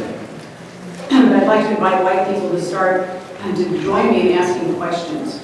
Start listening to the voices of African Americans, to follow their lead, to investigate our families' histories, to name historic harms, and look for meaningful ways to make repair, no matter how small.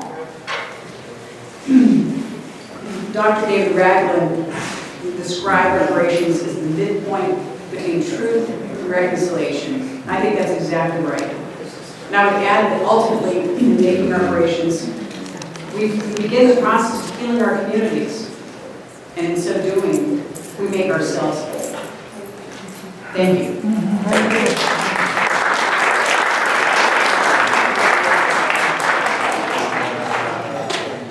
Thank you, Lonnie. That's great. So at least half of this room has an opportunity right now to perform reparational acts. So we're moving in the right direction, Ajay? Ajay. Wonderful. So we're running about 15 minutes behind, but we have 2 other people. Where are to talk to you about initiatives that are already going on, specifically in education, that you can sign up for or be enlisted in right now to be able to be part of the change.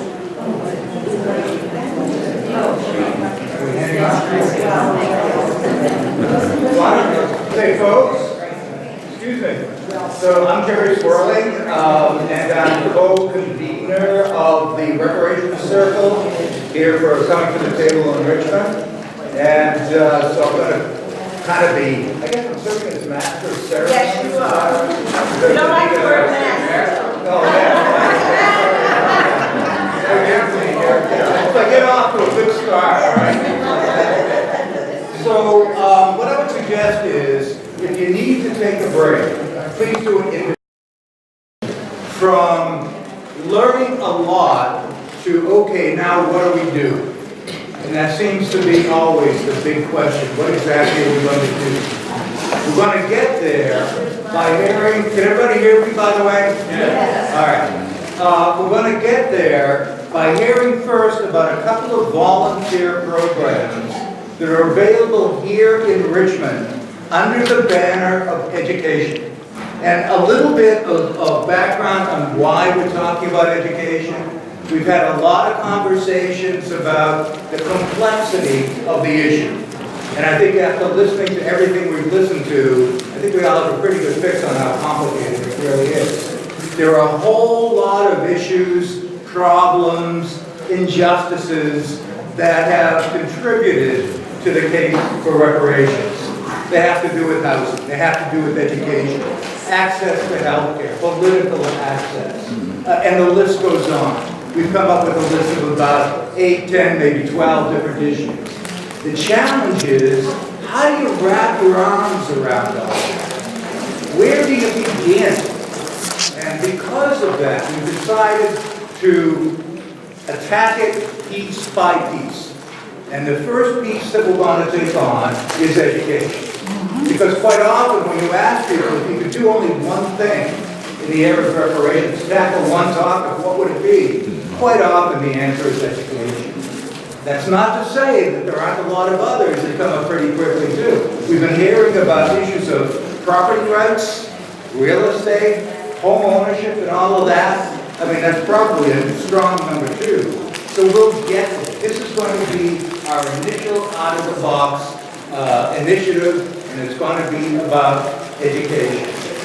We're going to try to engage as many of our members as we can in reparative actions on the issue of education, which is, I'm sure all of you know, Is this your mobile number? in Richmond in and of itself.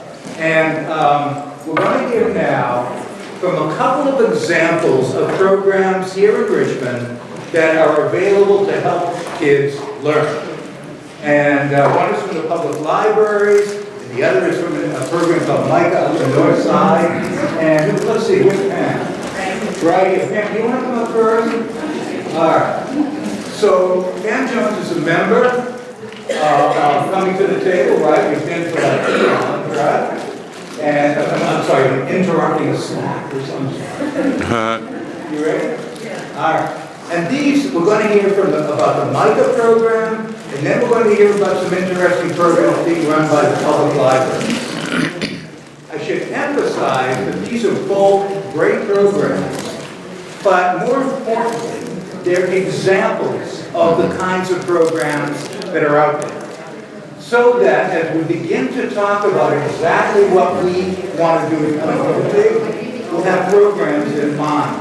We'll have examples in mind. And then what's going to follow these two presentations will be breakout brainstorming sessions on exactly what kinds of programs do we want to adopt. And with that, I'll hand it over to Pam. Thank you so much. Thank you for doing this. And do you need any help with here? Anybody here know anything about AD? I'll get it. Hold on. I'll do my best. We just need to plug it in. Let's see. Down around. You've got a flash drive. We just need to plug it into.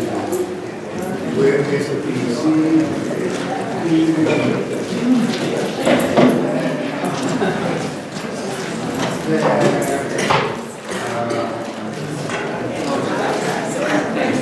Okay. You want to start?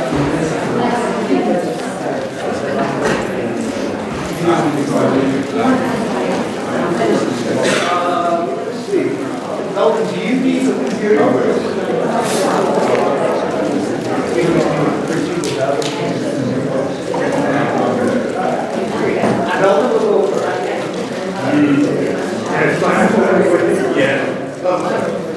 Well, we're going to like switch order here so we can keep moving forward. This is Melvin Jenkins-Jones, who is with the Richmond Public Library System, and is going to be talking about 2 really interesting stories. And she programs several of them. And she promises me that she can then begin without the computer. So we'll see how that plays out until somebody steps up here.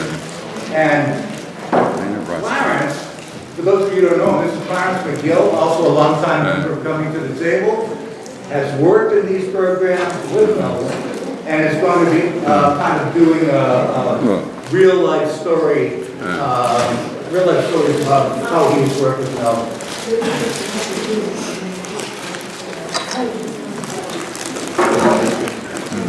Okay, so in the interest of time, I'll just start.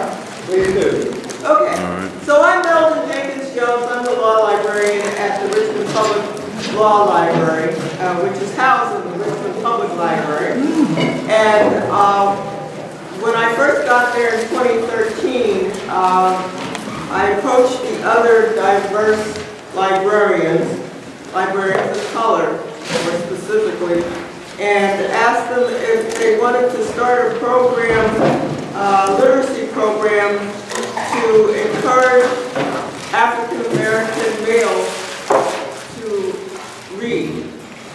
And there were several of us then, there are only 2 of us now, or 3 of us now, but at that time there were a few more actual librarians, and everybody thought it was a good idea. Can everyone hear me? Yeah. Okay. So what we did was we started having conversations with some community organizations. Unfortunately, we didn't know about Coming to the Table then. But we met with a lot of places like the Boys and Girls Clubs and the Y and so forth, and everybody thought it was a really good idea. But nobody wanted to start because I think they didn't know what to do. So we said, okay, well, let's demonstrate straight what we want people to do. So we had a book club. Oh, great, thanks. We had a book club. How do I advance? Oh, now, okay, good. We had a book club, and for that summer, it was 9 weeks, and we had various African American men to come in and talk to the boys who were teenagers. There were about 7 or 8 of them, and we had some really good results. At the end of the program, one of the boys said, one of the boys said, well, I didn't like to read before, but now I like to read. So that was enough to keep me going. I thought that was a miracle in itself because a lot of boys don't like to read. And how many of you have boys that, yeah, I had the same problem, have you? So I have a boy and a girl. A girl, you could take her to the library and leave her there for days and just feed her and she'd be okay, stay in the library. This is a picture of the first Black History Month program we had. We've tried a lot of different things over the time from 2015 when we had the first book club during that summer. And we still have the Black History Month program, which this year will be Leap into Literacy because it's going to be on February 29th. This is a week year. And Danita will be his speaker. yes, Danita Green will be our speaker, so we're really thrilled about that. And our theme is reconciliation. So I expect to see all of you there. That's a Saturday afternoon. February 29th. February 29th at the at the North Avenue Library. Okay. Which is a Saturday. It's a Saturday afternoon, it would be from 2 to 5.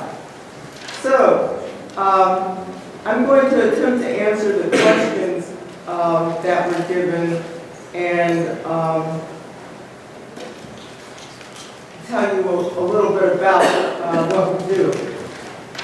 Provide a brief overview description. Okay, Get Lit is an umbrella for a group of Richmond Public Library literacy programs for children and teens in the greater Richmond area, where school teachers, school librarians, parents, mentors, youth group leaders, religious leaders, mentors utilize text, which the books are curated by the Richmond Public Library librarians and volunteers, and the books are chosen to motivate students to read.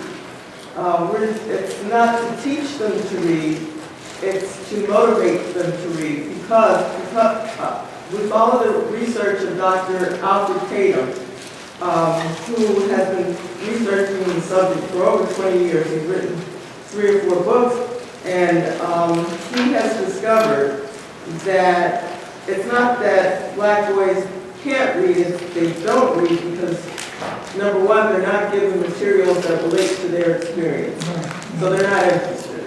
And secondly, if you do give them such a book and you say, start on page 1 and read 10 pages, well, that might be the most boring part of the book. So the idea is to introduce the material to them in such a way that they'll want to read the material. What's the name of that program? Get Lit is the umbrella, and it has several different programs underneath it. One is Lit Chicks Read, and that's a book program for book club for teenage girls held at the North Avenue Library. Then there's Beamer, or Black Male Emergent Readers. It's a research-based program for boys and male teens of color with books for middle and high school boys having a social justice topic. Then there's books, Boys in Barbershop, wherein librarians rotate books at local barbershops so the kids can read them while they're waiting for a haircut. Trying to start books, bakes, and beauty shops, and name may change, which is the girls' version. Then there's Real Men Read, wherein men read to boys in preschool, elementary, and middle schools, and libraries, community centers. So all of the texts are age appropriate. The approach is that it's fun to read. It's not a chore like it is in school. And we've had most of our experience with 4th and 5th graders and high school students, but the kids can be designed for any age group from 2nd grade to college. I've got a few brochures I'm going to just hand out and we're welcome to share.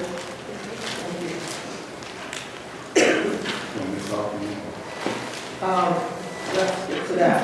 One of the things that we've done is we've had programs in the school libraries, in the Richmond Public Schools. And that seems to be one of our most successful parts of the program. And this is where Clarence has had some experience, so I will let him tell about what he did. Quickly, my name is Clarence McGill, and I've worked with Melvin for a while. She, again, is the main library, law librarian. And Melvin asked a group of us to get together a long time ago, black men, white men, and women, but this particular program was the Beamer program. So we were dealing with young male students. So I had the opportunity to go to Overby Shepherd. And the Beamer program required that I deal with a 5th grade class. And the school allowed me to deal with a 5th grade class, so I had them for a class period, about an hour. And what we do in Beamer, I'm the volunteer. We can go to any school we want in the public school environment and deal with reading. So what I did, and what I like about Melvin's program, these are all local authors. So it gives kids an opportunity to touch and talk to a local author if the subject matter is in their educational realm. So what I did 2 classes actually. I did one that dealt with the crossover book, which was Kwame Alexander's book. And basically what we talked about was reading the book. I would have them read the book. Also the Beamer package is a package that comes out of the library. And it has the many different books. So it might have 10 crossover books, 15 crossover books, depending on your class. And it also has workbooks that relate to the subject matter.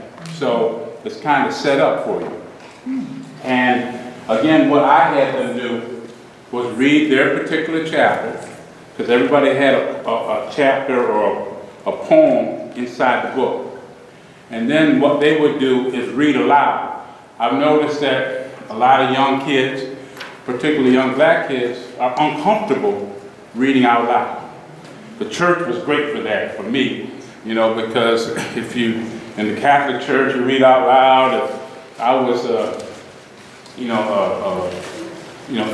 my public school, in my school, high school, I was an officer. I had to read the assembly and things like that. So I found the advantages of reading out loud helped you to read silently. So what I had my class do was to read their particular poem out loud. And then what we would do, they would draw their image that they read. And then everybody would share their image when they read the poem out loud, and then we discussed the image that the kid drew. And it'd be laughter, the image would be crazy, or it'd be good. And then we vote on who had the best one. Well, that all hell broke loose with that, and we had fun. And then we had little prizes that Melvin gave us to the kids, and all kids got a prize. But the bottom line, what was really interesting in all this was the bad readers were helped by the good readers. Absolutely. and it got strange. And then the reading level started to get higher with all the kids. And so I found that really interesting how the kids that were better readers helped the kids that were poorer readers. And also, eventually, for this author, he came to a session, and where we were at a school, and we brought the kids in, and they met the author, and Kwame is a popular author. And then we did also Tupac. You know, I didn't get into Tupac until I read his poetry, and I said, man, this dude is really talented.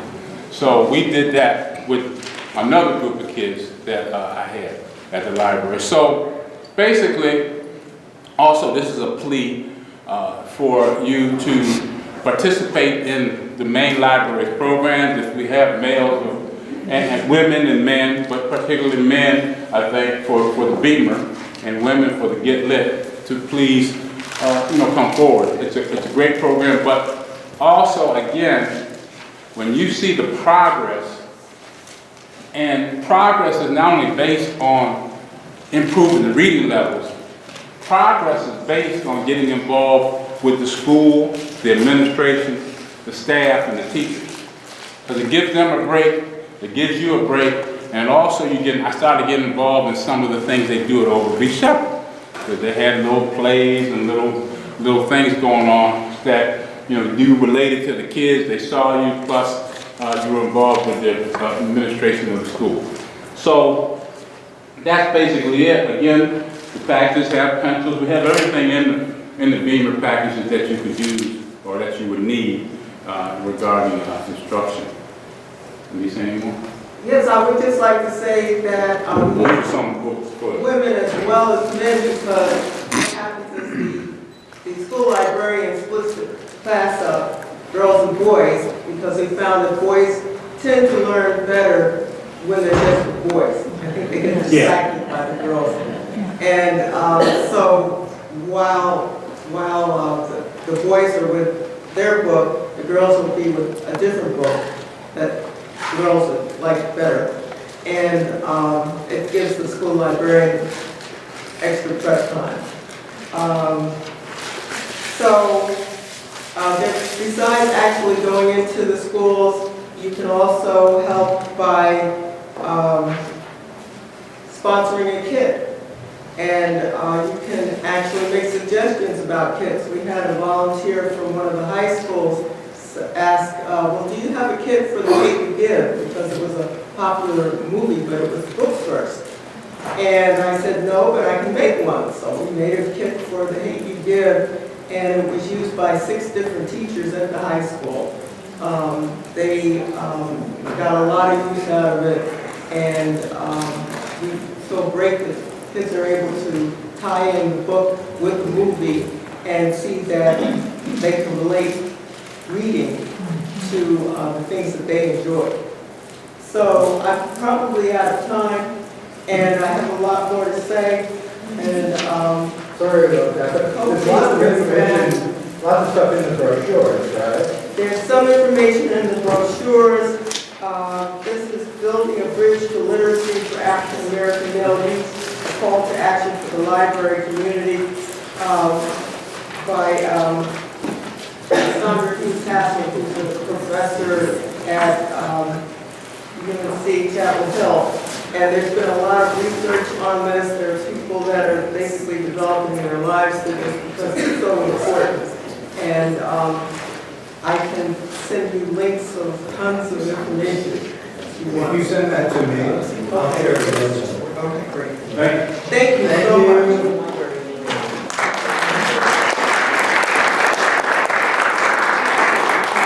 Now we'll hear from Pam, and I think what you'll see is that there are so many different kinds of opportunities in the field of education.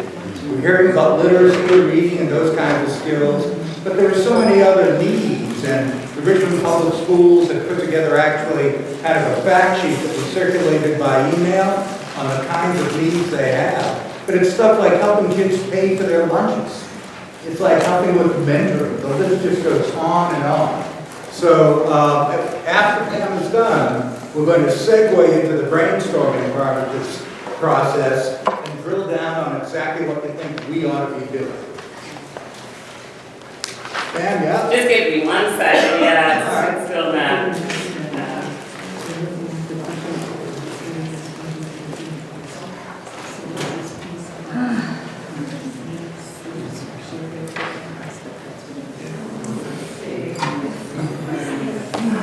Is anybody a techie person on the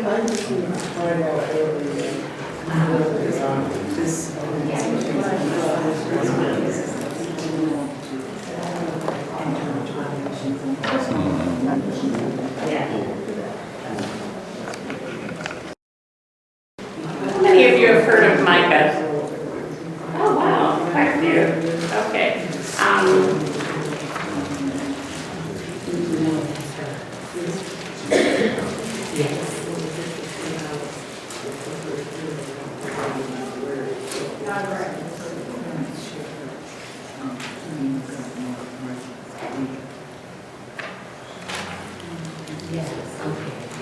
Thank you so much.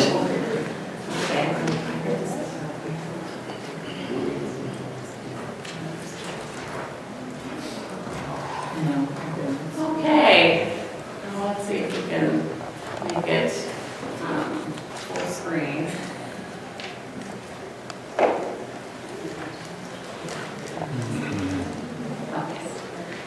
Okay. So for those of you who have heard of Micah, we're a faith-based initiative working with RPS schools.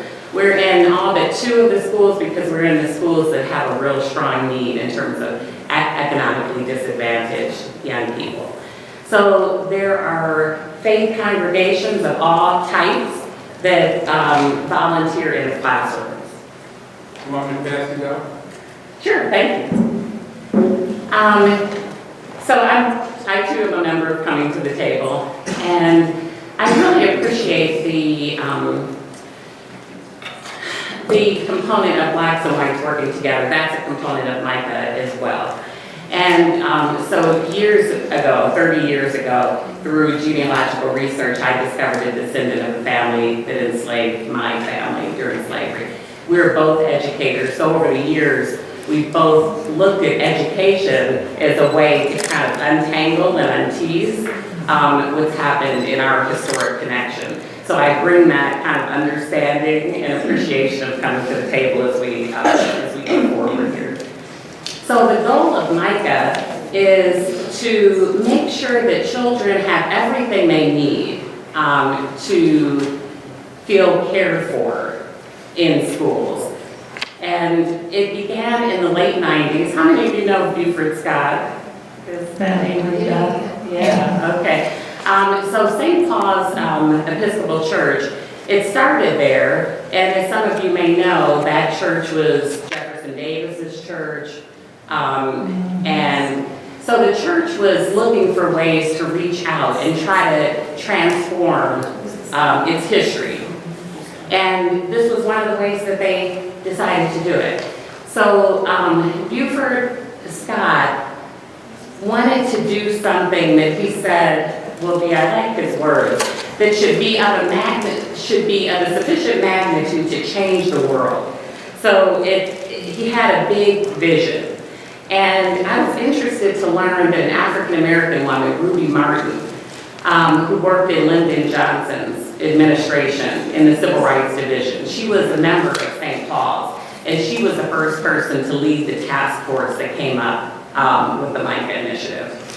So they decided to partner with Richmond Public Schools. It started at Woodville, and then it grew into a citywide initiative. Micah is interfaith, so all denominations participate, and this is really a wonderful part of Micah. I'm a historian, so I always like to think in terms of the history of these things. So I was saying that we want to make sure that children feel cared for and valued And not just that they achieve. Achievement is important, but we have to give children skills that help them address the unjust conditions that are affecting their lives. Because kids are going to grow up in this world, and they need more than just a lot of pressure to achieve and succeed. They also need to feel like they value, that we believe in them, and that they're cared for. So I don't know if you remember, during Brown v. Board, there was an initiative where the legal case used a black and a white doll. How many of you remember this? Oh, yeah. And it was really stunning because they would ask small children, like this young boy here, which doll is the pretty doll? What do you think they said? The white one. Which doll is the smart doll? Which doll is the good doll? The white one. That was really devastating. The people who did the study said that they left, some children walked out, kind of in tears when they had to identify themselves with the black doll because they had such negative impressions of. So that's why we have to, even today, because there are lingering effects, we still have segregation, we still have all these things, we have to help children believe that they are truly valued. In my own personal life, my mother gave me a black Chatty Cathy doll. You remember Chatty Cathy, the clothes string? And she turned around in the kitchen on Christmas morning and I was destroying the Chatty Cathy, pulling her arms off, kicking her against the wall. And my mother said, I was 4. My mother said, why are you hurting the baby? And I said, because I don't want a black doll. And I didn't say black, I used the N word at 4 years old. I mean, I'm just sharing that story because by the tender age of 4, society had taught me to hate myself. Yeah.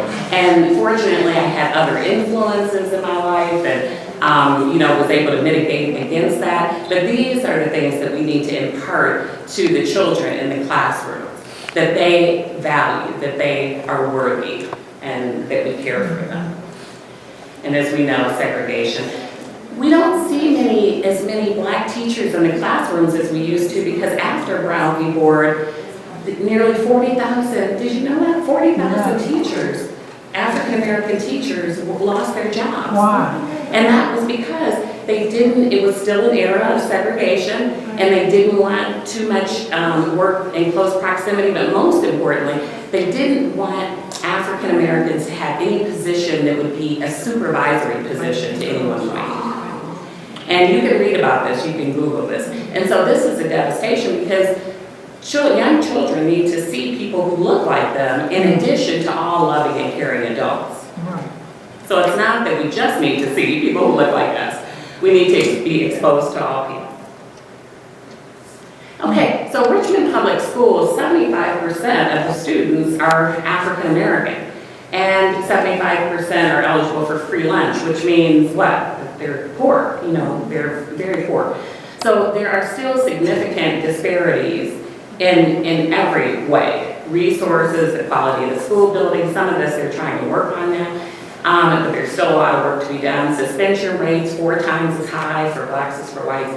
Programs for gifted students, not nearly as available to African American children.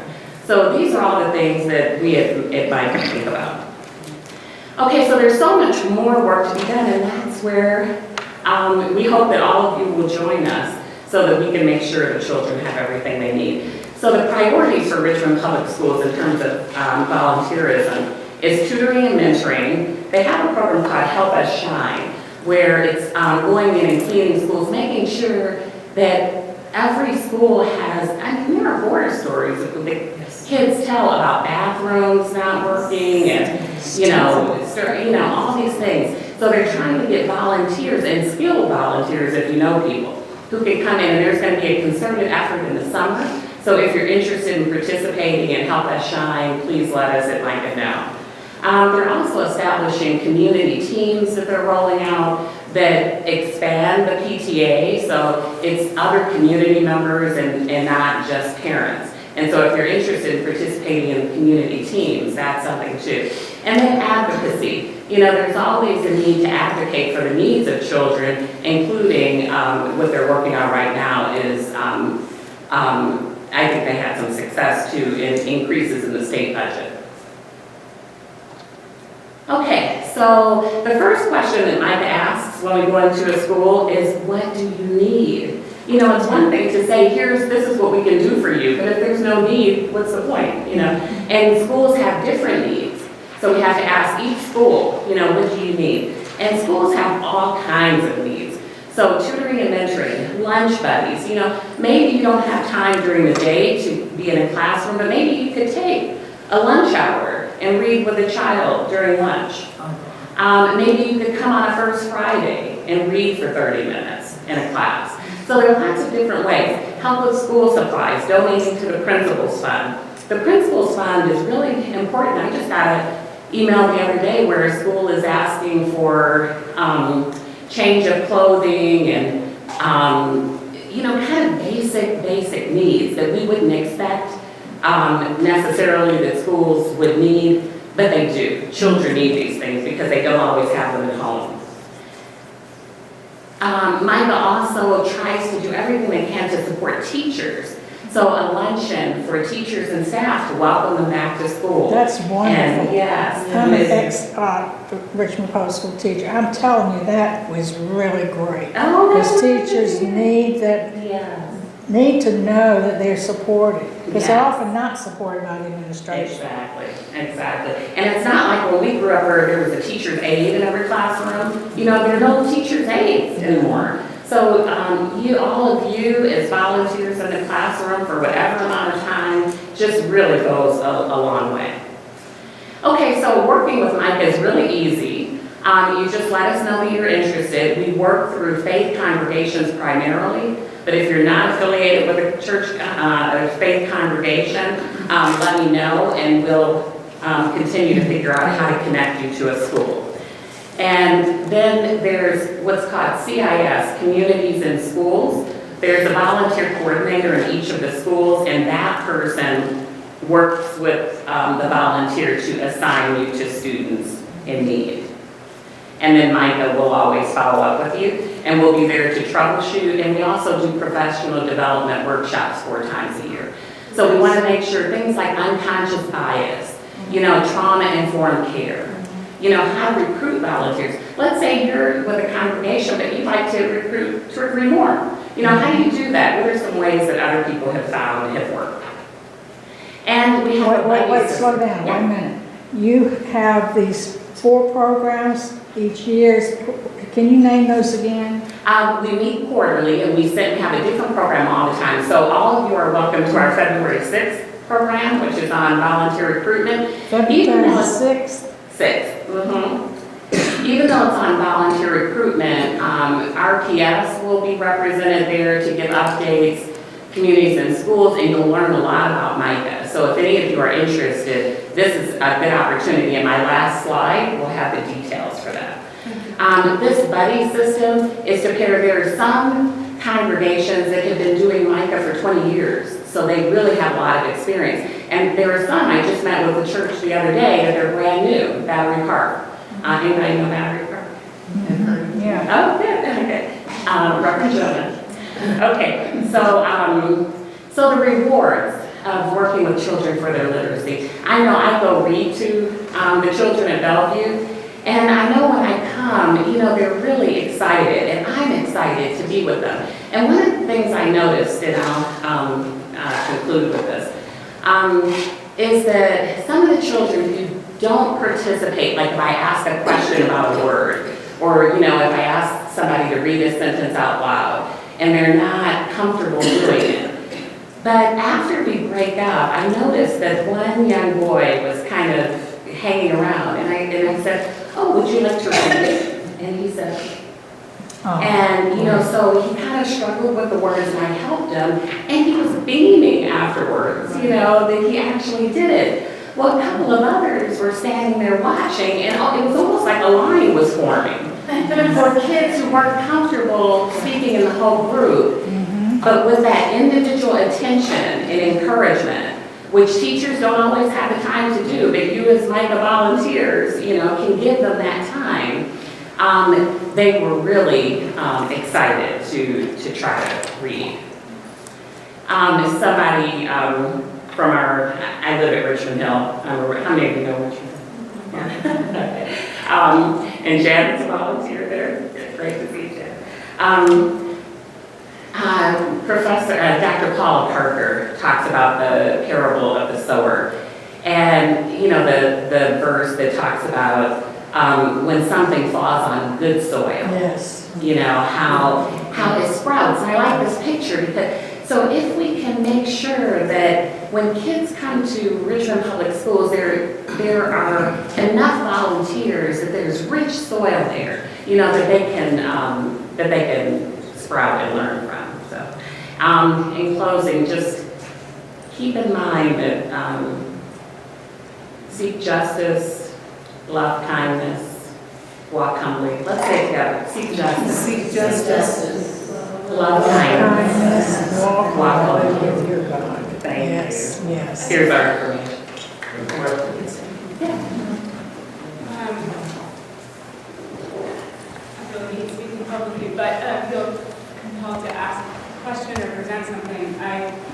I'm realizing that I went to Richmond City Public Schools in what I now understand to be maybe a really brief golden era in the late 70s, the early days of immigration. I had only Black female teachers all the way up until I was in high school. Yeah, say the last part where there were what teachers? Only Black female teachers. Only Black female My whole teachers. life. Okay. Until I went to a private high school in DC. And that wisdom that I received is coming back to me now at this stage of my life. Wow. School was really integrated. It was, William Fox was far more integrated in the late 70s than it is now. What's an example? I'm just curious of some wise thing that's coming back to you. Well, it's interesting. So every morning, I was in first, second, and third grade combined classroom. My first and second grade teacher was Miss Virginia Harris, and my third and fourth grade teacher was Miss Shirley Harris. So I had Miss Harris for 4 years. And the first and second grade was a large classroom, and there were a lot of us, a lot of mixed income, Black and white, and it was an experiment because it was early days. There was a lot of hope that this could be it. We just had to bring each other together, right? And we read something every day. We read an affirmation that I understand now really was meant probably more for the Black children. Maybe not, but it felt like really good, healthy self-love. Anyway, it began, I wish I knew the whole thing, and I've tried to search for it, but it began with, I am somebody, I can do something. And then it went on from there.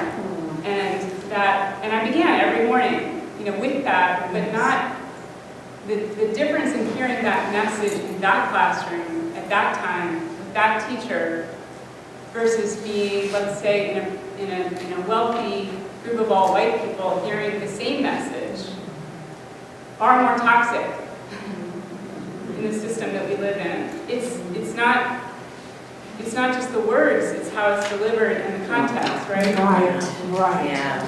So I'm listening to all this and all the work that's being done is so beautiful and important, and not to diminish in any way the necessity of community showing up for our children and wherever, any child, anywhere, I don't care, is deserving of that support and love. And it benefits us to do it. Can I ask you something? No, I'm not finished. Go ahead, I'm And my two sons, we have an 11 and 14-year-old, they go to Richmond City Public Schools. And they go there because I know the benefit of that. But my older son's at TJ, there's 35 kids in the classroom. Too many. Too many.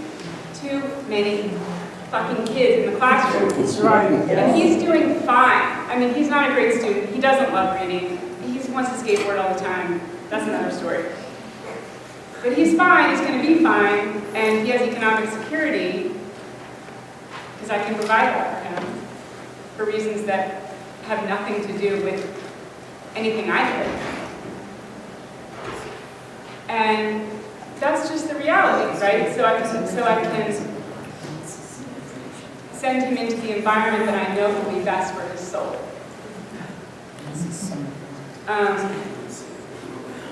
And 35 children is too many children in the classroom. Yeah. And those teachers are superheroes for showing up every day. They're amazing. You know, I'm tired of hearing about like the teachers at Richmond, the teaching isn't good. Those teachers are, I mean, who else could show up to 35 children? Mm-hmm. Like, it's insanity.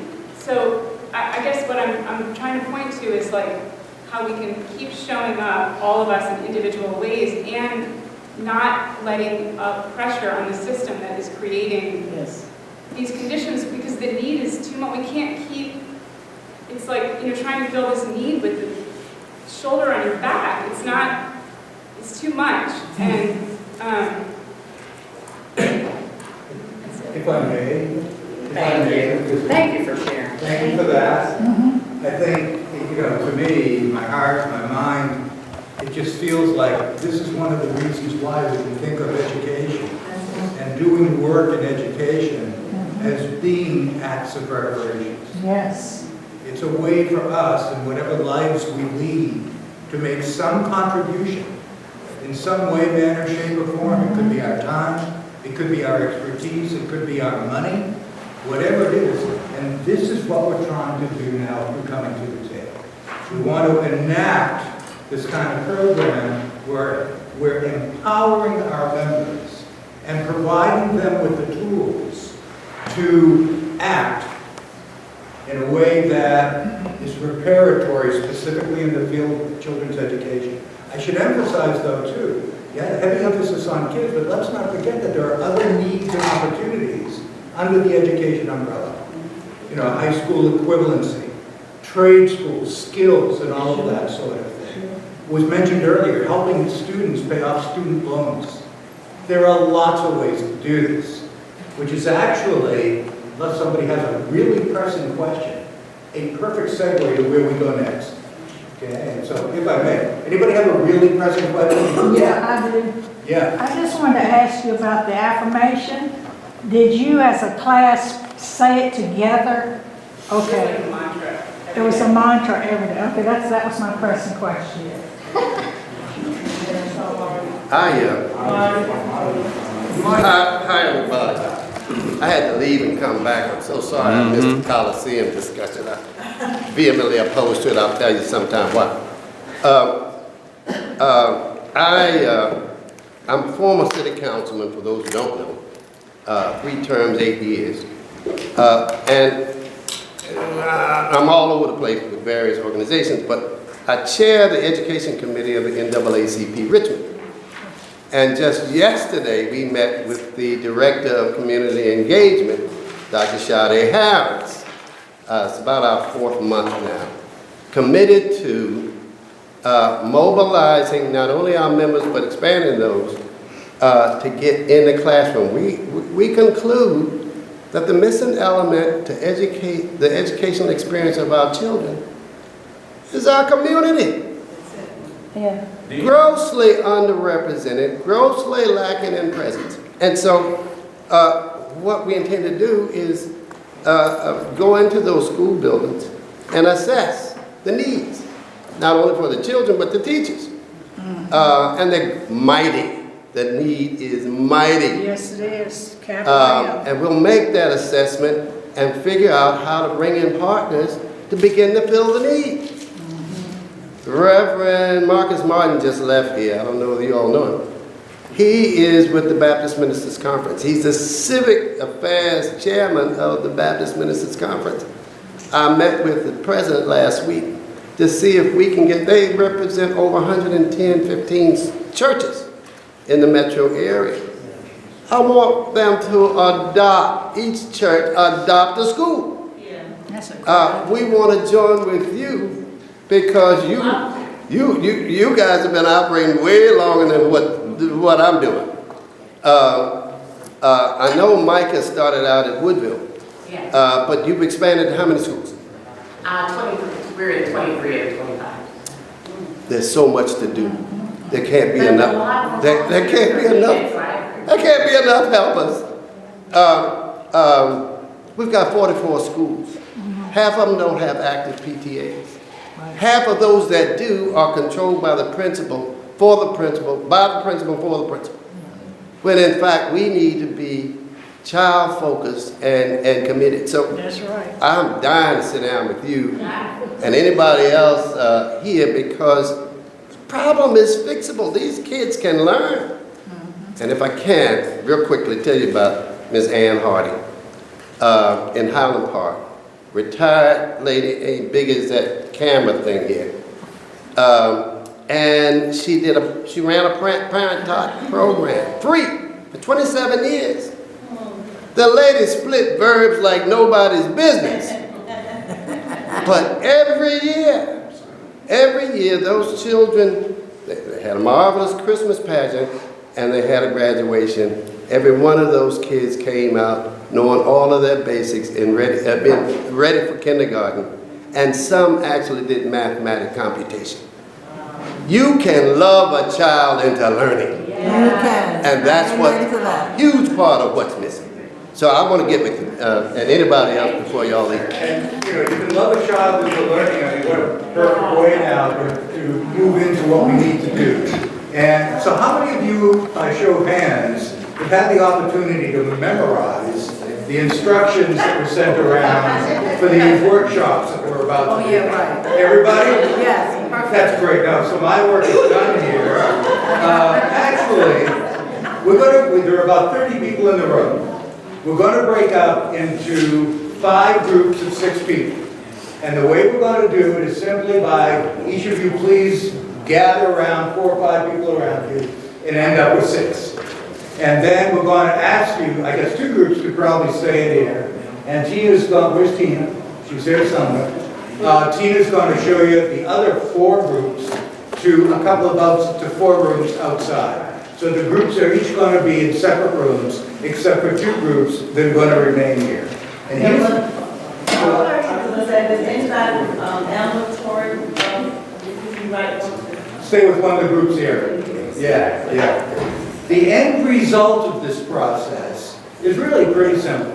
I'm sure many of you have participated in the typical brainstorming session, right? You're asked to come up with ideas, and you come up with a wall covered with wonderful ideas, most of which never get to see the light of day.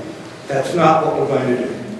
Instead, we're going to ask each group collaboratively within itself, based on what it's learned today, based on what the folks learned last night, based on what we know in our hearts and minds, to come up with one idea.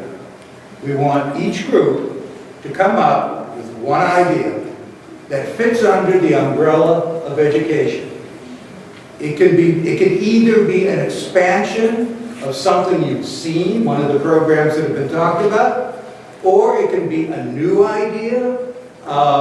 Whatever the group agrees to is fine. We'll use kind of a streamlined process to get this done because time is passing. Let me give you a quick rundown on what we're looking for, the kinds of programs we're looking for. Focused on education, based on your own experience, opinions, and so forth. Adaptations of successful existing programs that you've seen either in Richmond or elsewhere. Perhaps you've read of something that's going on in some other part of the country. That's okay. Bring it to the table. So either an existing program, an adaptation, or a new program.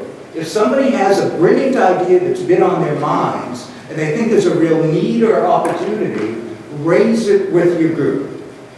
It must be practical. We all understand the limitations of nonprofit volunteer groups like coming to the table. Limited resources. So in that context, it's got to be practical, let's say. But on the flip side, don't let that limit your thinking too far, because we'll never get anything really breakthrough otherwise. It's got to be measurable. If we want to be serious about this, we need to start with some kind of a benchmark, meaning this is where we are now, this is where the kids are now, this is where our audience is now, And this is where we hope to be in 6 months or a year, or whatever it happens to be. Got to be substantive. It's got to bring substantial positive change to students' intellectual, physical, social, emotional, or economic quality of life. It's got to be real. It's got to be inclusive, of course.